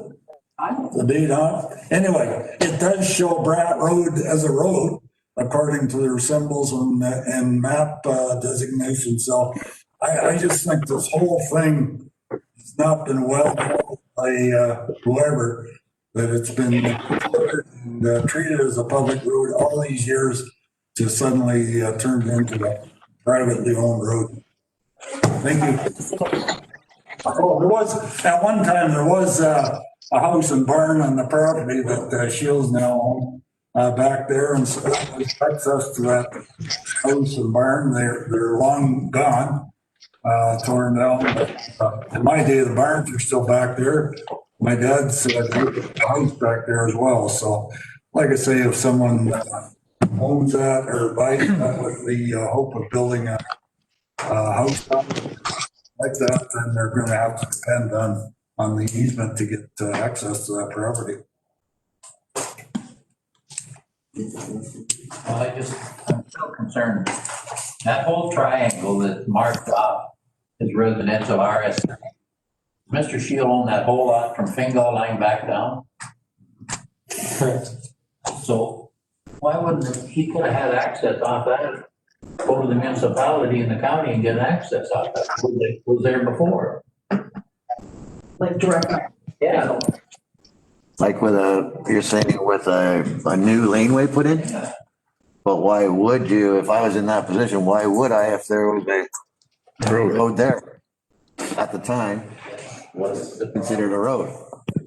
So I'm just wondering if that's a really interesting case. And I'm just wondering if we should go back to the application before us. I have one further question though. The house that you built, have you occupied that house already or is? Yes, ma'am. Okay. Yeah, they're living. Okay.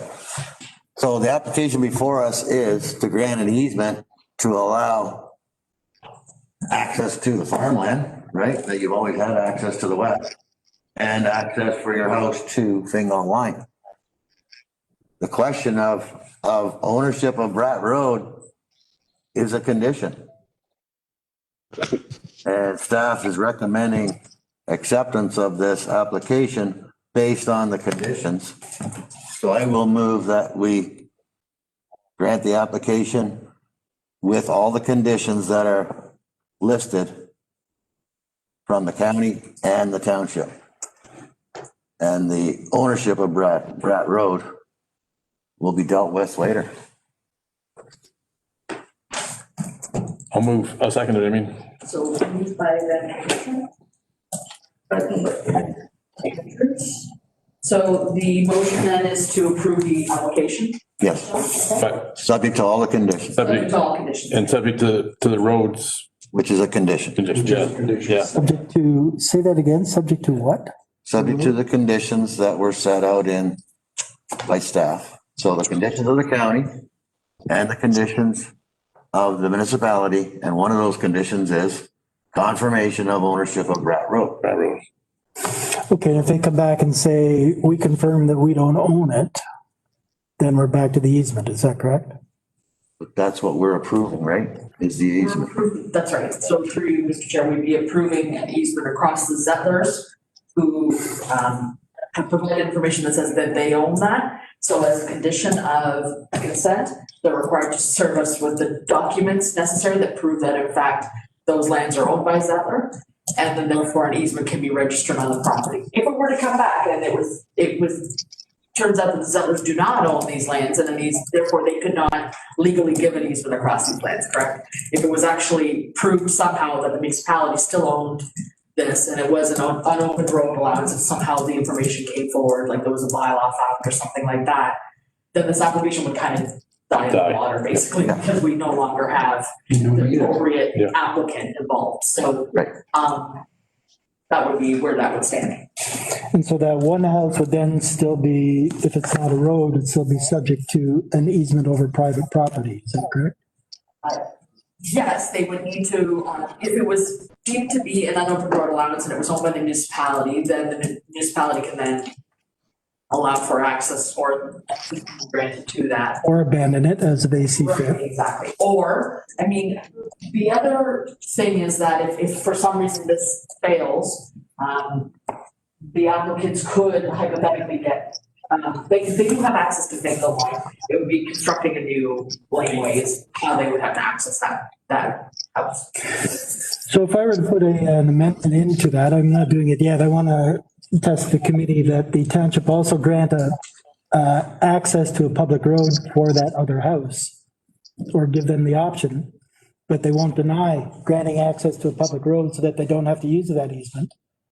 Would that type of a motion have any support around the table? There's only one house. There's only one house there. What's that other, is there not a second house at the edge of the road? Is that a barn? What is that? That's a house that's been torn down. That's correct. Yes, on the house is gone. triangular piece, there was a house that is directly adjacent to Fingal Line and what we used to use Rat Road, and that's been torn down. Now there's only a house that's been constructed at the bend in the road of Rat Road, basically. So that's where the new lies. Okay. So the easement would be across that, noted separate area, and that would provide access to the house and to the fields to the rear. My mistake. I thought those were two houses, two separate houses. Yeah, unfortunately, one of them one was torn down, and we just found that out, so.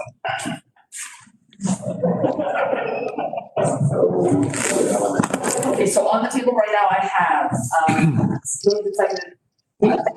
seconded by Andrews, E3420, subject to all conditions approved. Anyone else have any comments? Okay, I feel that we should grant this, but this is one of these cases where I really feel municipality is throwing their shit in our laps to deal with.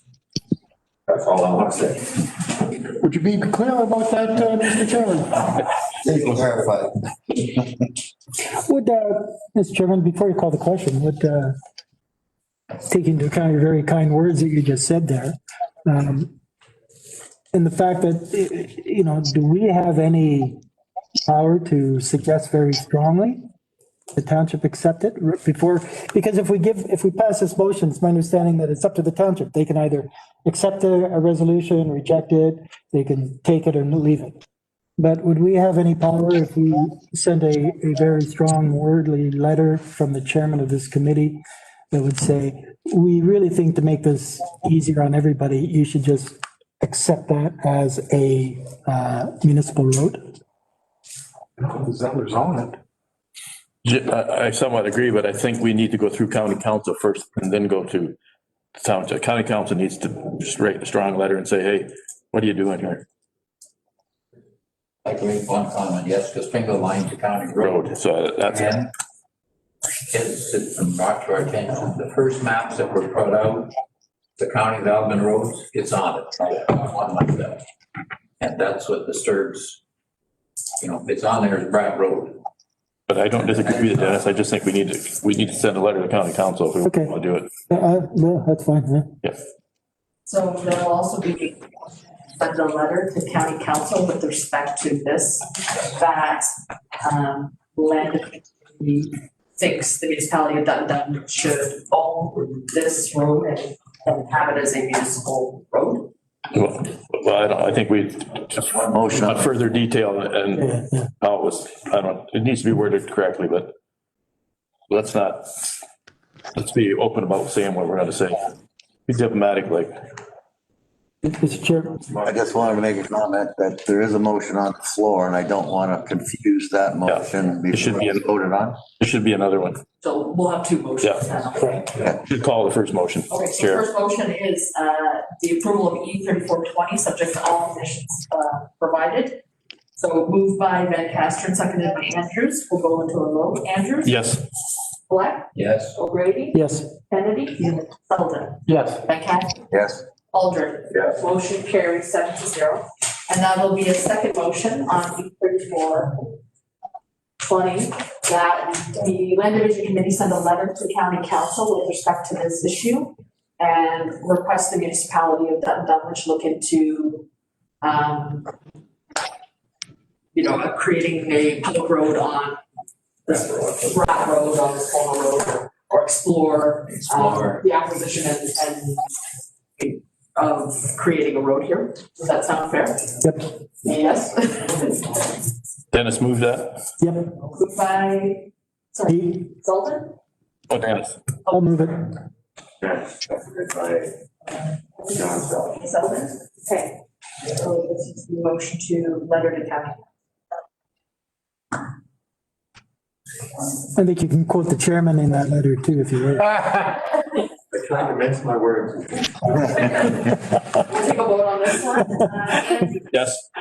Black? Yes. O'Grady? Yes. Kennedy? Sullivan? Yes. Van Castren? Yes. Aldred? Yes. Motion carries 7-0. Now I'll read the decision rendered to application E 3320 will be circulated within 15 days after the notice. There's a 20-day appeal period for giving of the notice of decision of which any person or public body may appeal decision for any condition imposed. If no appeal is received within 20 days of the giving of the notice, visual consent becomes final. The applicant has 1 year to meet the condition imposed and submit the necessary documents. Verification of the consent will last, the application will be required. Please leave the verification signs in place until the appeal period ends, after which they can be removed. If you'd like to be notified of today's decision, please request a copy by contacting Nancy Pizzato at npasatolden.ca. A copy of the comment package is also available upon request and includes all correspondence received. Thank you. I would like to thank everyone for their input on this. And Mr. Chair, thank you, members. Thank you, everyone. Wait and see, there should be someone here. That's the next one. So keep our masks on.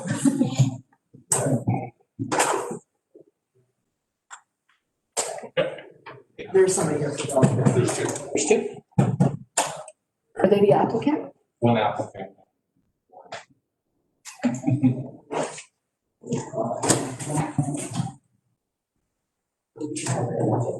Actually.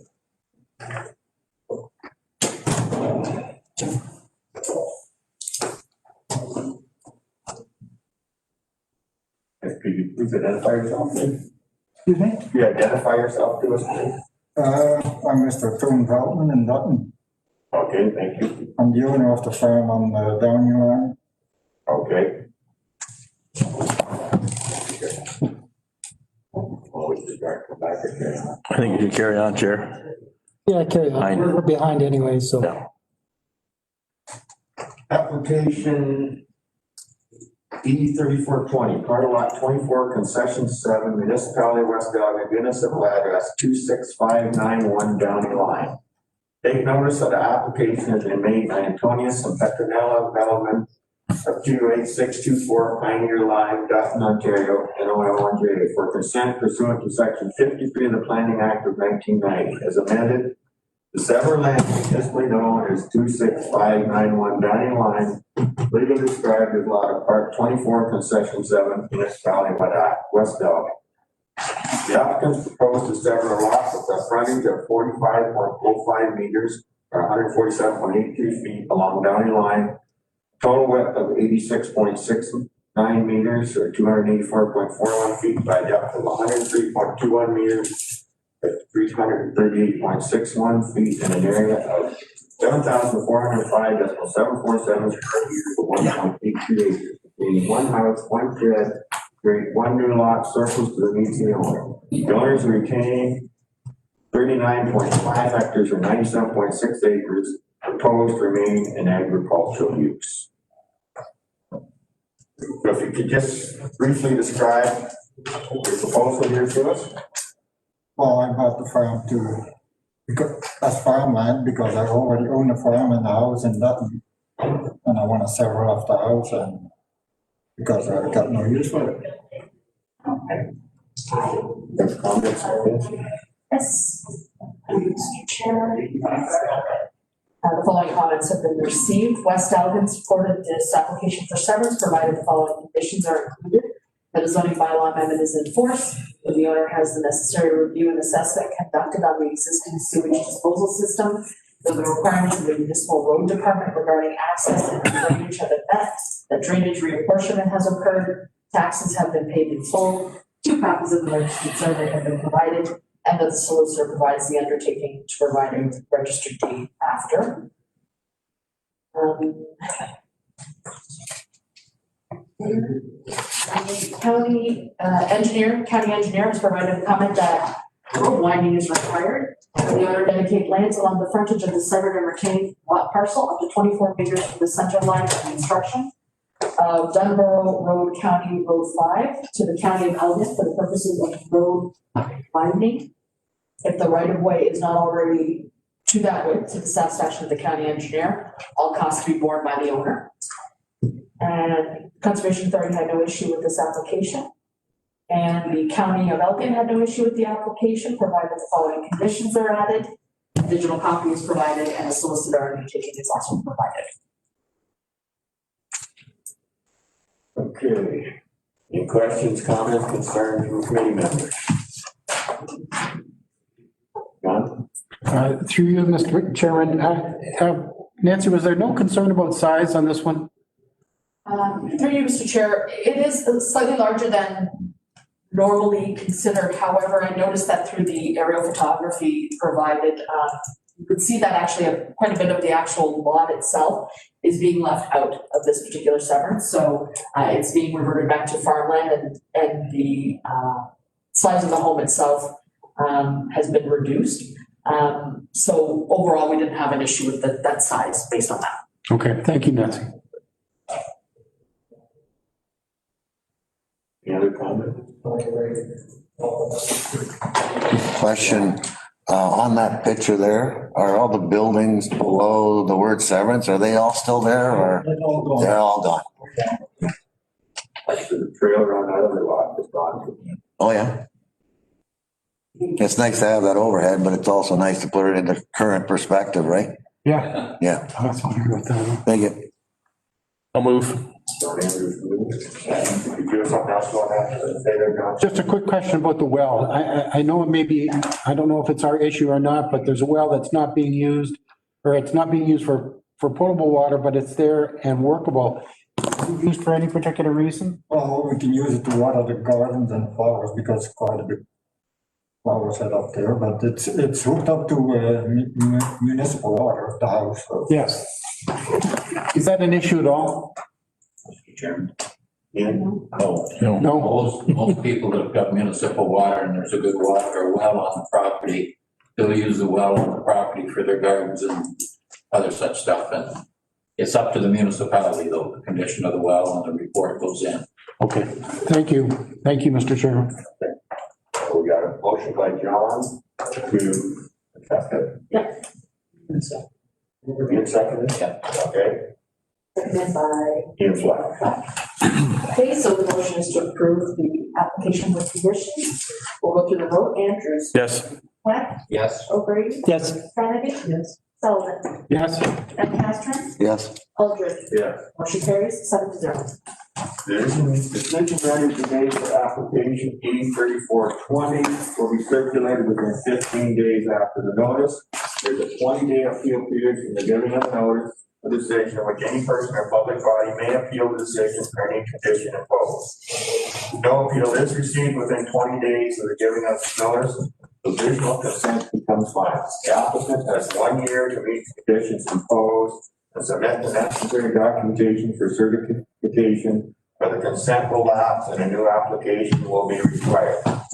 Please leave the identification signs in place until the appeal period ends, after which they can be removed. If you'd like to be notified of today's decision, please request a copy by contacting Nancy Passato at npasato@elegant.ca. A copy of the comment package is also available upon request and includes all correspondence received. Thank you. Any questions? Okay. Thank you very much. Thank you.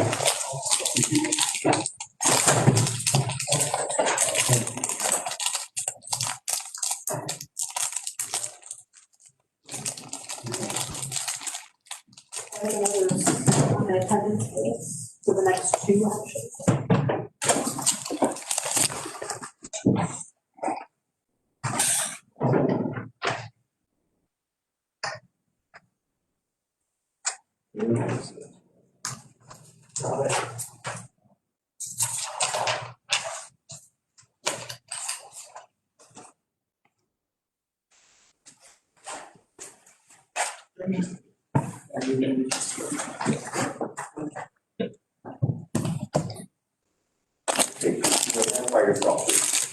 Yes, my name is Rob Van Weinsberg.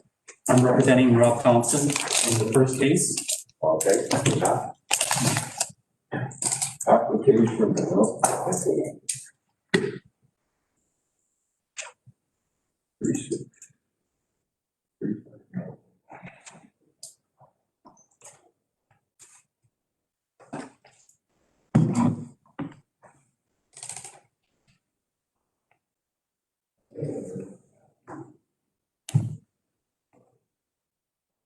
Here we go. Application 3520, part of lot 14, concession for municipality of Maine.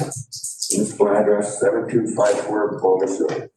Take notice of an application to be made by Rob Thompson of 6475 Creek Road, Vienna, Ontario, for consent pursuant to section 53 of the Planning Act 1990, is amended to sever land municipally known as 7254 Bogus Road, legally described as part of lot 14, concession for municipality of Maine. The applicants propose to sever a regular parcel of land with a total area of 0.4047 hectares or 1 acre, a width of 116 meters or 380.5 feet, and an east lot line depth of 39 meters, 127.9 feet, regular western lot line. Proposed severed lands are to be merged with the residential lot known as 55963 Falls Farm. The owners retain 40.064 hectares or 99 acres, proposed to remain in agricultural use. So if you could just briefly explain the proposal to us here. Okay, well, E35 and E36 kind of go together. So when I first bought the property 5 years ago, it was and is 1 acre lot. With an older house on it and an older barn on it. So I bought it as such. The previous tenant had rented this property for 20 plus years. And he actually maintained the property that I'm more or less applying for. So he had actually leased all the property and rented the house from the previous tenant, which was Van Andrishke, I think his name was at the time, and then Rob Thompson had bought it. So he kept maintaining the same kind of property that I'm applying for here. And so when I bought the property from Rob Thompson, I made a lease with him that I would lease the property, including the old barn, for myself for $400 a year. And this is where I'm at now to apply to add the addition to my lot. So the majority of the 1 acre is driveway, because it's got such a long driveway that goes behind a municipal drain and it kind of goes off on a V. So it's just more or less kind of extending the V a bit to incorporate the old barn as well, because I want to maybe maintain that old barn, fix it up a little bit if it's possible. So that's where I'm at. So I'm here now to apply for this. Okay, thank you. Okay. Questions, comments, concerns for the committee members? John? Through you, Mr. Chair. It was indicated in the materials that the applicant has indicated there was a need for the lot to be this big. What's that need? Well, the need is, it's very limited because of the driveway length. The majority of the well, not the majority, about half. Half is driveway. Yes, I agree with that. Okay, so, it was always like that. So with the previous tenant as well. So he maintained it. So there's kind of a natural boundary already that was always there. So I'm just trying to make it as such.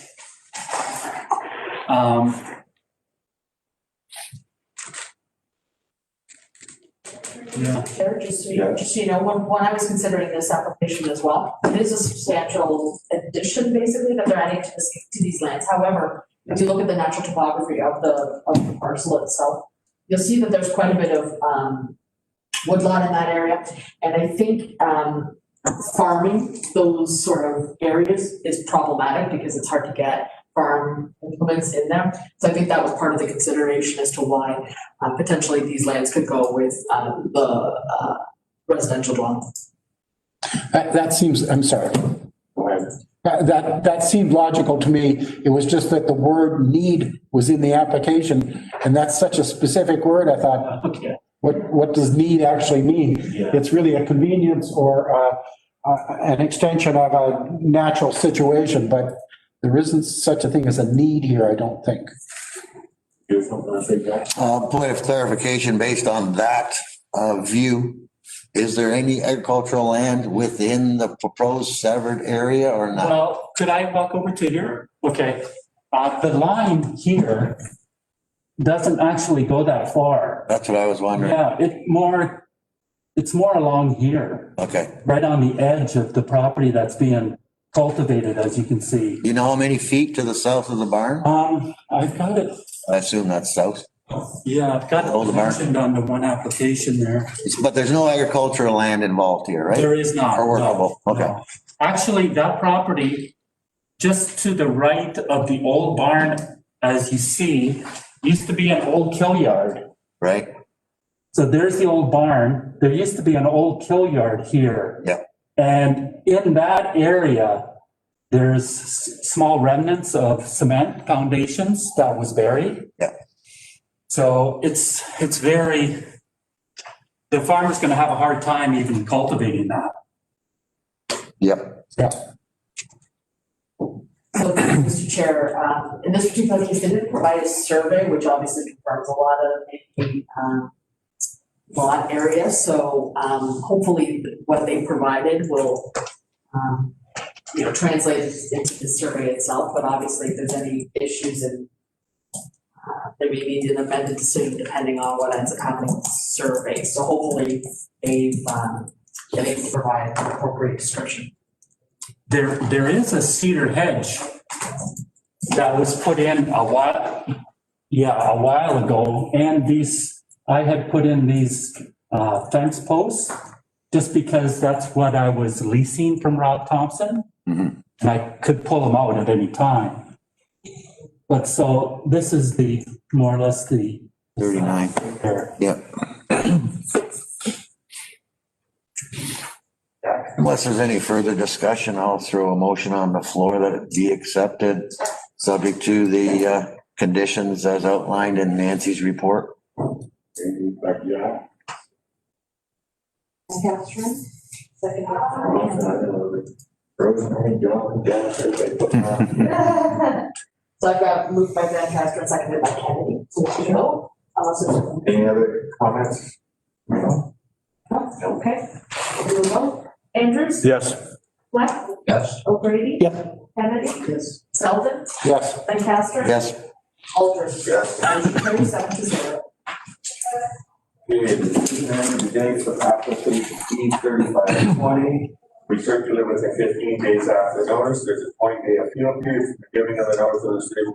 Any person or public body may appeal the decision or any condition imposed.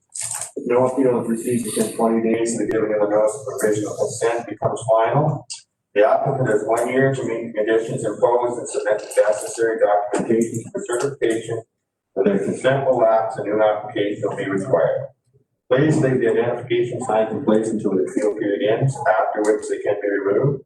If you'd like to be notified of today's decision, please request a copy by contacting Nancy Casado at npasato@elgin.ca.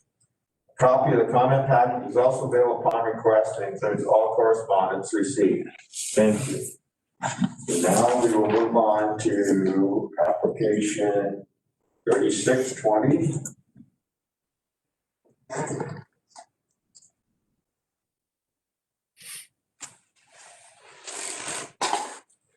Application 3620. Part of lot 14, concession 4, Miss Valley Band, municipal address 55963 Colton Line. Take notice, the application is made by Rob. You never pronounce this wrong. Van Weisberg, 55963 Colton Line, Indiana. For consent pursuant to section 53 of the Planning Act 1990, amended to several municipally known as 55963 Colton Line, legally described as part of lot 14, concession 4, municipal Band. The applicant proposed a technical severance with a width of 0.3 meters 1 foot by a depth of 0.3 meters 1 foot, an area of 0.909 square meters or 1 square foot, be merged with the adjacent property at 7254 Bogus Road.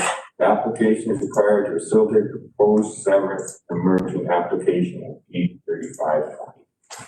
I guess we kind of know this is a technical severance, so I don't think we need to hear it much from you as the applicant. I'll move it. I'll move the recommendation. Dennis moves it. John? Seconded. Seconded. So O'Grady moved, seconded by Selden. Okay, as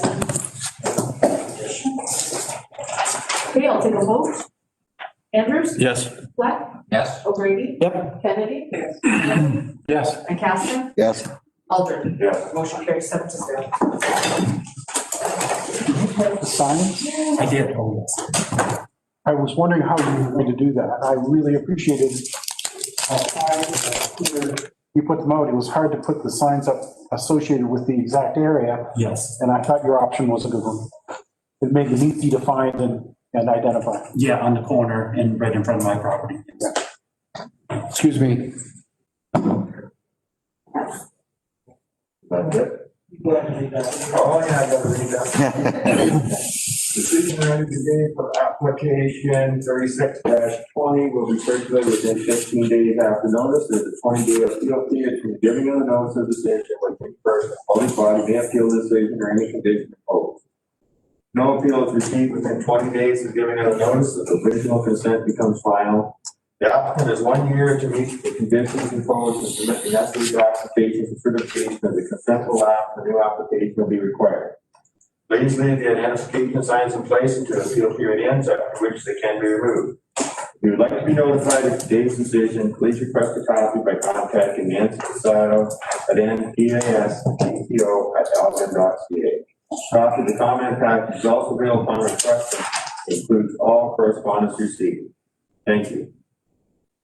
So thank you for coming in. I think you've got it all covered.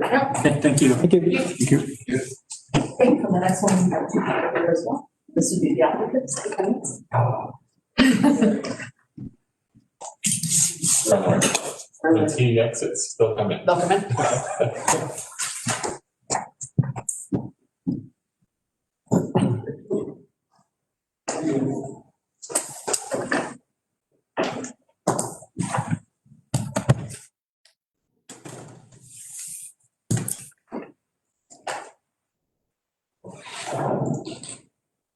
You please identify yourselves to us? Could you identify yourselves? Okay, I'm Jim Crane. Okay. I'm John Crane. All right, thank you. So application E37-20 for James E. Crane and John A. Crane for consent pursuant to section 53 of the Planning Act 1990 as amended to several lands municipally known as 45501 Elm Line, legal inscribed as part of Lot 7, Concession 7, Municipality Central Elgin. The applicants proposed a several lot with a frontage of 70 meters or 229.66 feet along Elm Line, by a depth of 68 meters or 223.1 feet and an area of 4,760 square meters or 1.176 acres containing one house, one garage, create a residential lot surface to the owner. The owners are retaining 20.766 hectares or 51.31 acres proposed to remain in agricultural use. So if you could just briefly describe your application to us here. Well, you described it very well. The property we're severing, and it's a house with a shop on. Oh, excuse me. That's all right. Yeah, it's what we have. There's a home with a shop, and there was a bunch of small buildings on there at one time. It was in the print. We removed those. Yeah, they're all gone except the one building on the left-hand side. Yeah, all the stuff. There's the shop. The place was. Well, it needed a lot of cleanup, I'll put it that way. We did a pile cleanup on the property. But anyways, we're looking to sever the home. Basically, I call almost 1.2 acres. It's what it figures out to be. And your meters and footage are exactly right that you quoted. And we're looking to sell it off as a separate piece of property and retain it.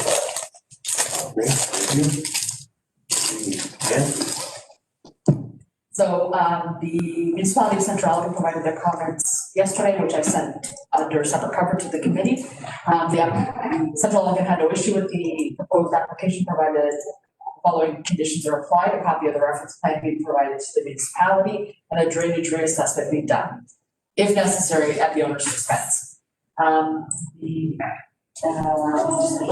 Agenda comments provided by the County of Elgin was they also supported the application, provided the following conditions are added: the digital copy of the draft and final deposited reference plan be provided, solicitor undertaking to provide a copy of the registered deed once completed, and as for section 5125 of the Planning Act, the owner dedicate lands along the frontage of the retained lot parcel up to 24 meters from the central line of construction of Elm Line County Road 56 to the County of Elgin for the purposes of road widening. If the right of way is not already to that width to the satisfaction of the county engineer, all costs to be borne by the owner.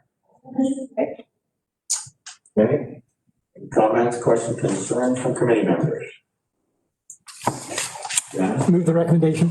Yep.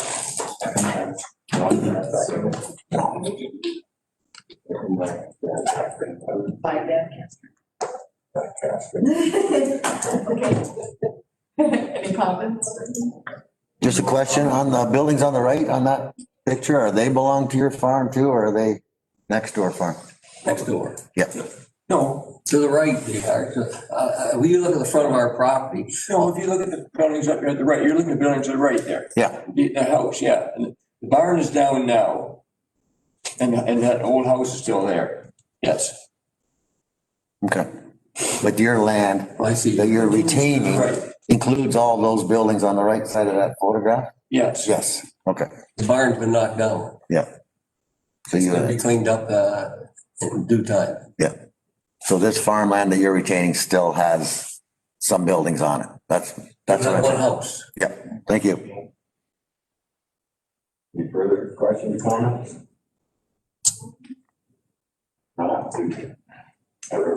Okay, we'll vote, approve.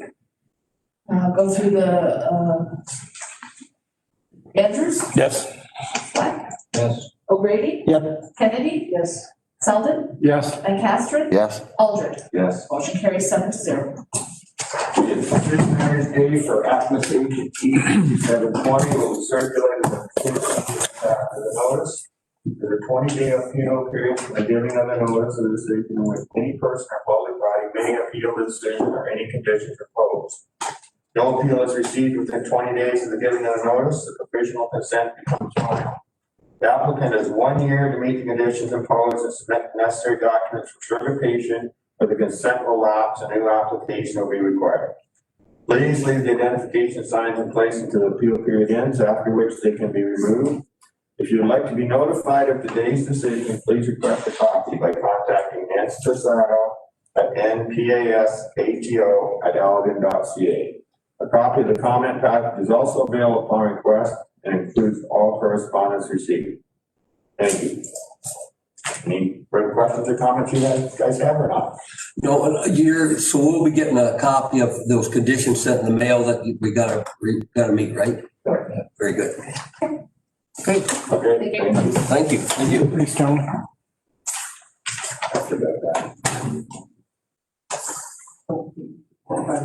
Almost catching up here. almost. So that farm had two houses on it, two sets of those buildings. Yeah. Can he at some point find out the other buildings separate off? Yeah, probably. Here for that. Yeah, that's what I wondered. Coming back for the next one too. Wear masks for now? Yeah, There's lots of that going on. For now. yeah. Why wouldn't he ask for both of them at the same time? You can't do that. At a time. Okay. Just, In that particular case, like you could see all the junk. I mean, they actually have cleaned it up and. Okay, do we have anyone online with us for application E3820 for Stephen Ford?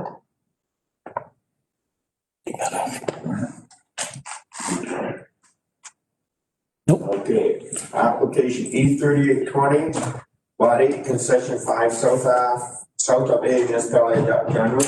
Municipal address is 28548 Thompson Line. An application is made by Stephen Ford of 28548 Thompson Line, Dutton, for consent pursuant to section 53 of the Planning Act. Several lands municipally known as 28548 Thompson Line, legally described as Lot 8, Concession 5, south of A, municipality of Dutton. The applicant proposes to sever a lot with a frontage of 135 meters or 442.91 feet along Thompson Line by a depth of 115 meters or 337.3 feet in an area, or 377.3 feet, pardon me, in an area of 14,338 square meters, or 3.54 acres, containing one house, one garden shed, proposed to create one new lot. Surface needs the owner. The owners are retaining 20.42 hectares or 50.45 acres, proposed to remain in agricultural use. I guess if there's nobody here, you Well, can. we're gonna try one more time. Is there anyone on WebEx here with regards to E3820, Stephen Ford?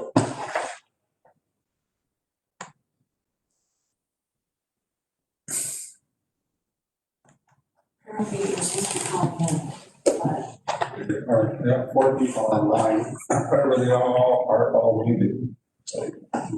Ask them if they are involved and are needed. I mean, Yeah, if anyone is here for E3820, please unmute yourself.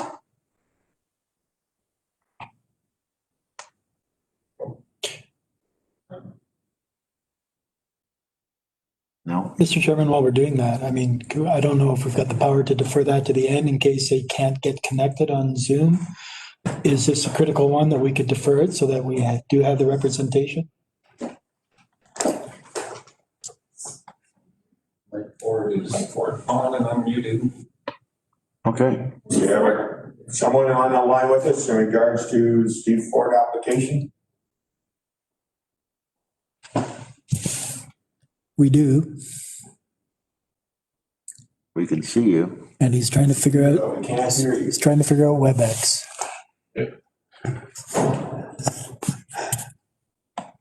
Nancy, looking at the squares, it looks like Mike Ford is on two different squares. The one is the video of him, and the other one, it looks like he's on phone.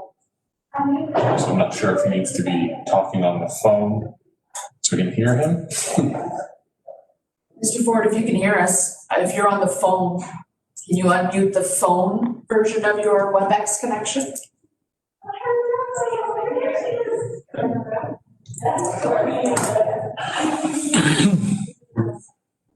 Even if we just get sound, that'd be good.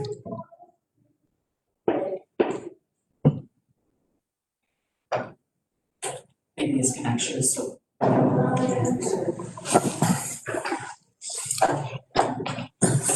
So in this particular case, I'm not sure what we can do. We could ask to defer to the end, I suppose, or I think we do need input.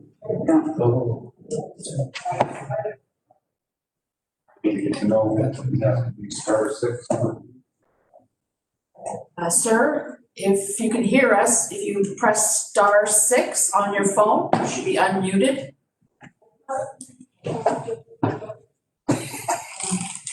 There we go. Sorry. There we go. Hey. I apologize. That must have been a technical issue on my end.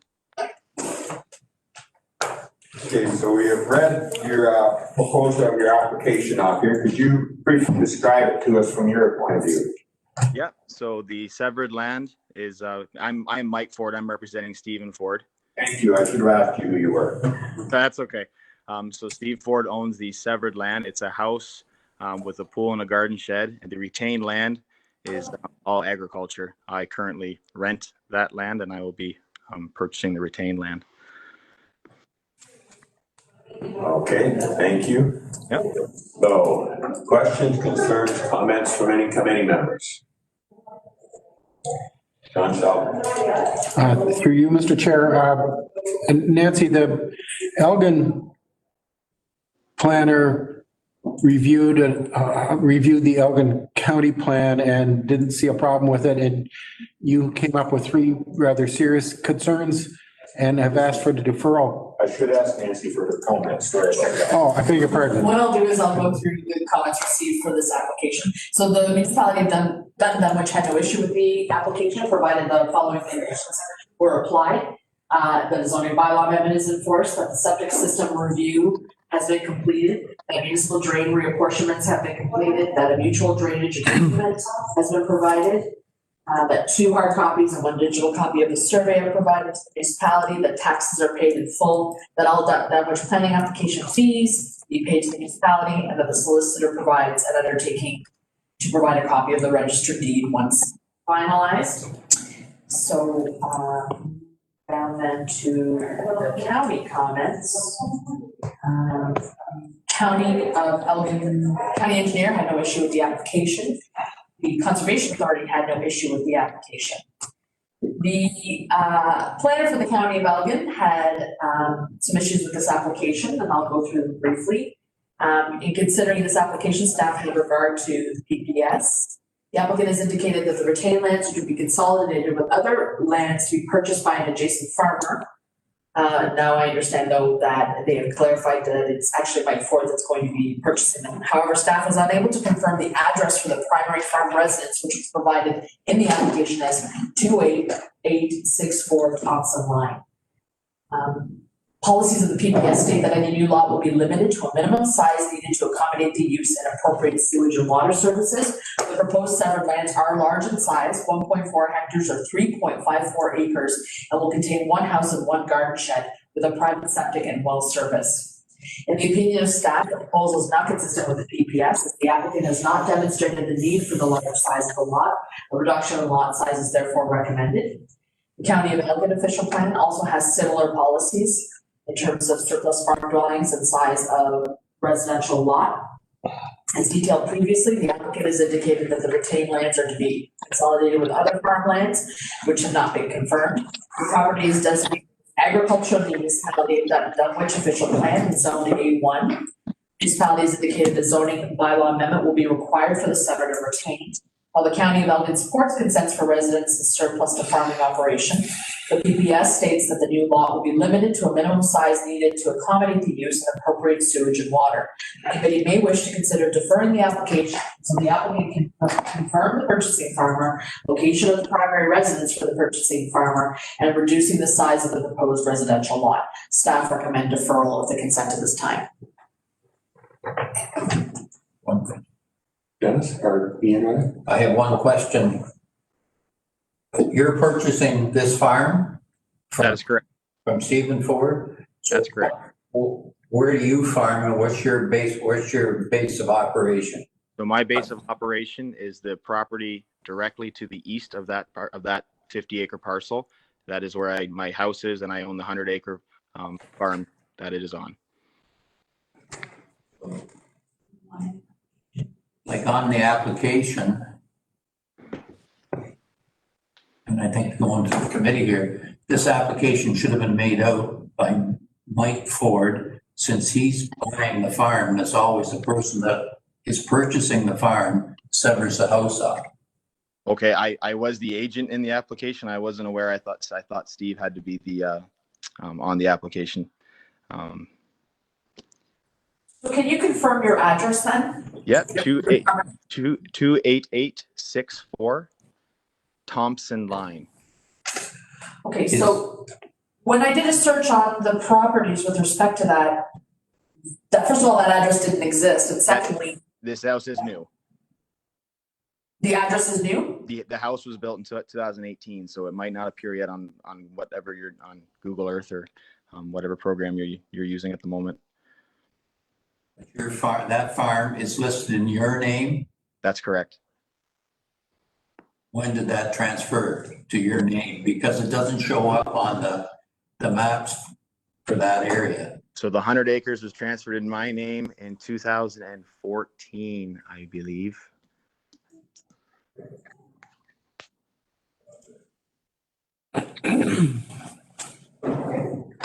So in terms of the size though, the county staff have recommended the deferral until such time as a reduction in the size. 3.54 acres is quite substantial for a lot.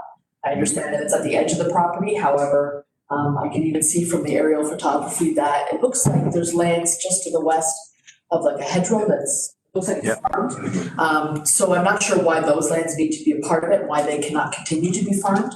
Well, I can comment on that. So that area to the west of the hedgerow up to the property line is not farmed land. It's mostly just small trees and weeds. And the reason that the severed land is so large regarding past that hedgerow is that in the very northwest corner of the severed land is the well that provides water to the house. And I did provide a small satellite picture in the application that just had a line outlining where the well is. Then that is the reason why it is larger than I guess would like to be. But Mr. Chairman? Yes. Due to these concerns and the size of it, I believe that it should be looked at, even though the wells there, part of that should be the farmland, and at least to have the well on that property. But I would like to see this application deferred to get more clarification, because the size is too big. There's also part of the application that's not filled up, right? Well, and we cannot confirm that Mr. Ford owns lands in the vicinity. We'd have to somehow be provided with some information that shows PIN number, address, something that confirms that Mr. Ford owns that 100 acres. And Mr. Ford should be making the application. Anyone can make the application technically, but at the same time, Mr. Ford I think needs to confirm that he in fact owns lands in the vicinity that it's under his name. I can do that. That's no problem on my end. Is that a motion for me? Is that a Yes, motion? I get a motion that it be deferred. Second. Okay, so. 20, motion is to defer Last small. Last. for the applicant to reduce the size, reduce possible size of lot. And confirm ownership. Adjacent lands. So that's the current motion that's been put forward. Is there any questions? Any other questions or comments from anyone? If not, we will vote on this. Okay. Moved by? Moved by Flex. Flex. Grady. Grady. Okay, so we'll take a vote on the motion to defer. Andrews? Yes. Fleck? Yes. O'Grady? Yes. Kennedy? No. No. Selden? Yes. Van Castren? Yes. Aldred? Yes. Motion carries 6-1. So, Mr. Ford, this has been deferred by the committee to allow you an opportunity to explore a possible reduction in this severed parcel. Okay. In order to provide information that confirms that you have ownership of 100 acres on nearby lands. Okay. Okay, so when that information is available, you can contact me in order to provide that information, and we can bring this application back to a future meeting of the Land Division Committee. Okay. All right. All right. Thank you. Thank you. Okay, so. You're getting it here, I'll go next.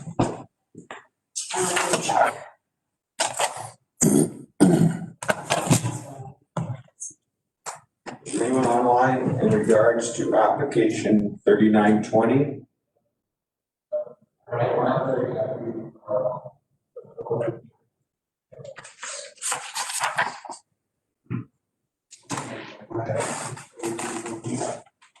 Hello, yes, can you hear me?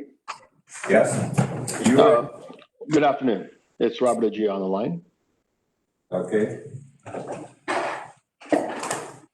So, Hope council's doing well. okay, I will read off this application here. So it's application P 3920, part of lot 34 concession, STR, Township of Southwold, municipal address 38301 Fingal Line. Application has been made by, excuse me if I pronounce your name wrong, Amanda Jo Ajija. Yep. Robert. Yeah, pretty. Ajija, 38301 Fingal Line, St. Thomas. For consent pursuant to section 53 of the Planning Act 1990 is amended to sever land municipally known as 38301 Fingal Line, part of lot 34. Concession STR, Township of Southwold. The applicant proposes to sever a residential lot with a frontage of 47.59 meters, 156.14 feet along Fingal Line, by depth of 42.88 meters or 140.69 feet east lot line, 44.23 meters or 145.11 feet west lot line, an area of 2,323.5 square meters, 0.574 acres. The owners are retaining a residential lot with a frontage of 49.01 meters, 160.79 feet along Fingal Line by a depth of 50.334 meters, 165.1 feet west lot line, and 49.411 meters, 162.11 feet east lot line, in an area of 2,323.5 square meters, or 574 acres, containing a dwelling and one shed. So if you could briefly describe what you're proposing here to the committee? Absolutely. So we have the parcel of land that we have that we currently own, and we're proposing to sever off a portion of land to build a new house. Okay. I think you have comments on this one? Yes. Mr. Chair. The Township of Southwold provided comments on this application. They are in support of the severance, provided the following conditions are added.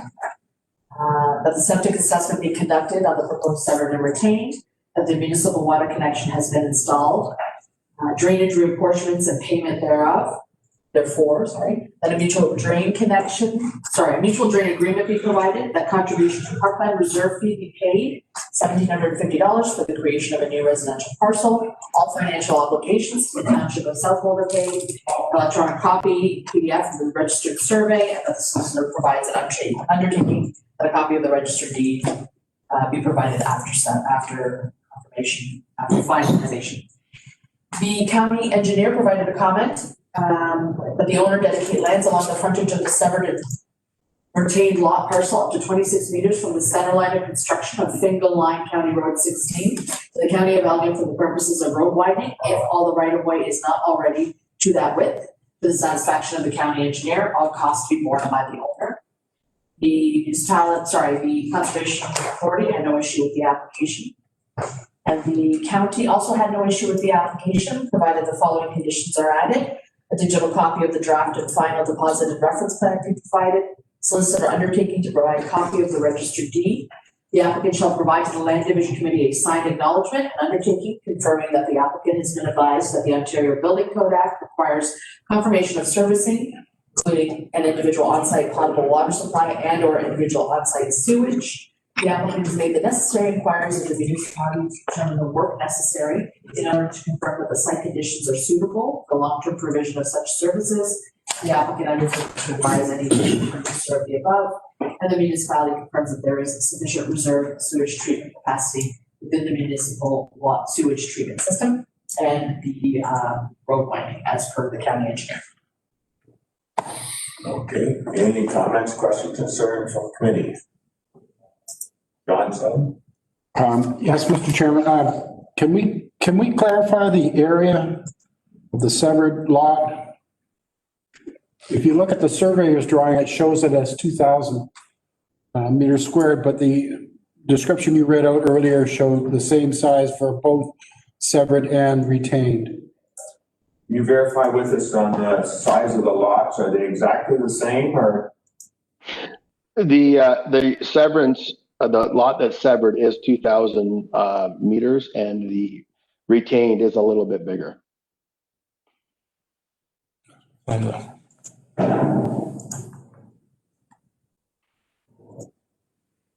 Okay, any other questions, comments? I move. Moved by John Andrews. Okay, so we'll move with the amended area for the severed or the retained. Severed, that's smaller, yes? Is it the severed or the retained that's the smaller one? Severed. Severed, Okay. so severed.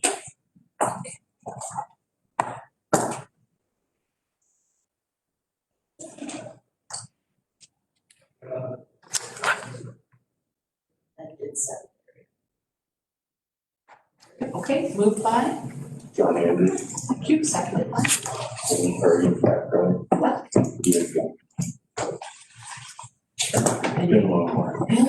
Good question. Any more questions, comments? No? Okay, I'll take a vote. Andrews? Yes. Fleck? Yes. O'Grady? Yes. Kennedy? Southern? Yes. Yes. Alder? Yes. Motion carries 7-0. You as the applicant have anything else you want to comment on? No, thank you, council. Okay, I'll just read the decision here. Decision rendered today for application E3920 will be circulated within 15 days after the notice. There is a 20-day appeal period from the giving of the notice of decision in which any person or public body may appeal the decision or any condition imposed. All appeal is received within 20 days of the giving of the notice, constitutional consent becomes final. The applicant has 1 year to meet the conditions imposed and submit the necessary documentations for certification that the consent will lapse and new application will be required. Please leave the identification signs in place until the appeal period ends, after which they can be removed. If you'd like to be notified of today's decision, please request a copy by contacting Strato at npasato@elgin.ca. The comment package is also available upon request and includes all correspondence received. Thank you. Thank you.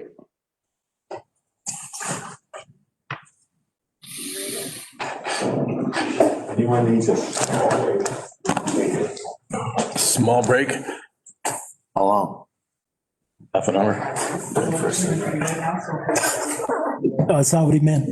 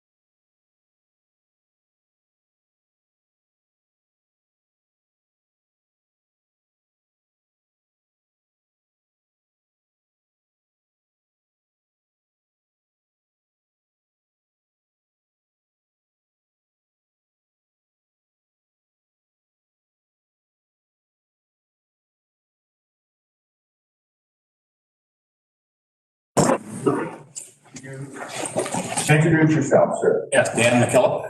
Thank you. Application E40-20 for Argyle Farm for consent pursuant to section 53 of the Planning Act 1990 is amended. Necessarily known as 30734 Silver Clay Line, legally described as lot southeast half of 17 concession 6 municipality of Dutton. The applicants propose to sever a lot with a frontage of 56 meters or 183.7 feet along Silver Clay Line by depth of 80 meters or 262.4 feet and an area of 4,480 square meters or 1.1 acres. Containing one house, 2 sheds proposed to create one new lot surplus to the needs of the owner. The owners are retaining 42.28 hectares, 104.49 acres proposed to remain in agricultural use. To briefly describe the proposal here to us. Again, it's as straightforward isn't today. It's the people who are wanting to buy the lot, and it's been agreed with the owner of the farm to sever the lot and sell it to them, is the original owner's great-granddaughter. And so it's taking over a piece of history is how the family's looking at it. They have a long way to go to get there, but the municipality is willing to work with them. But the first step, of course, is if we can know that it can be severed, then they'll jump through all of the necessary requirements to get the severance done. Okay. And other than that, it's a pretty straightforward, that we've kept it to a minimum. The McKillop Argyle Farms allowed that, but we kept it when we had it pre-surveyed, and you've seen the pre-survey. Nancy, make your comments, please. So the municipality of Dunwich recommended approval of the proposed severance subject to the following conditions. The zoning bylaw amendment is in force. Septic system review for the severed parcel has been completed. That municipal drain reapportionments have been completed. Municipal drain agreement has been provided. 2 hard copies and 1 digital copy of the registered survey plan. Taxes to be paid in full. That all Dunwich planning application fees are paid to the municipality. And that the solicitor provides an undertaking that a copy of the registered deed be provided.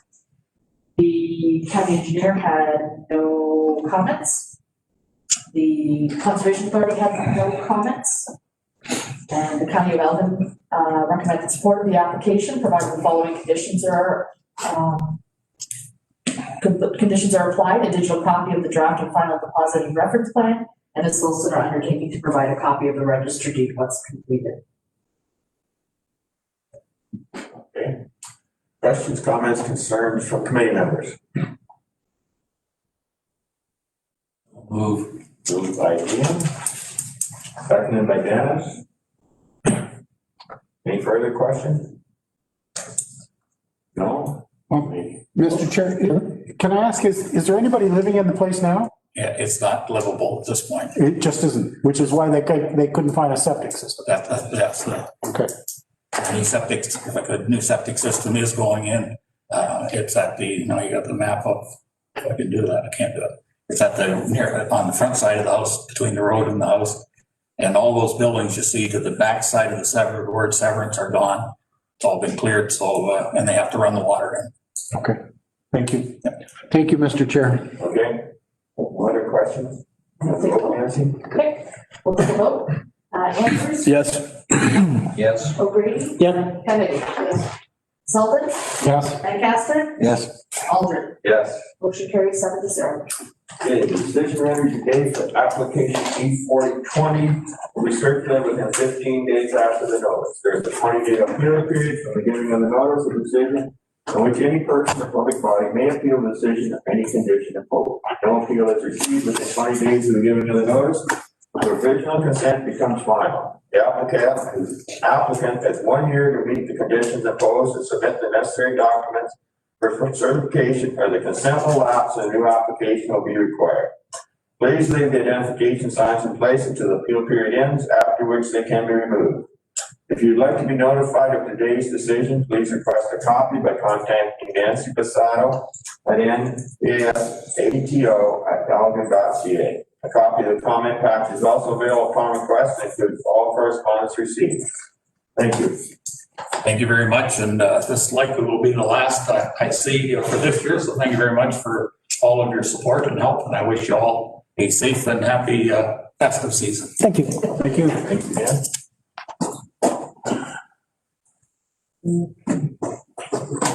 Dan.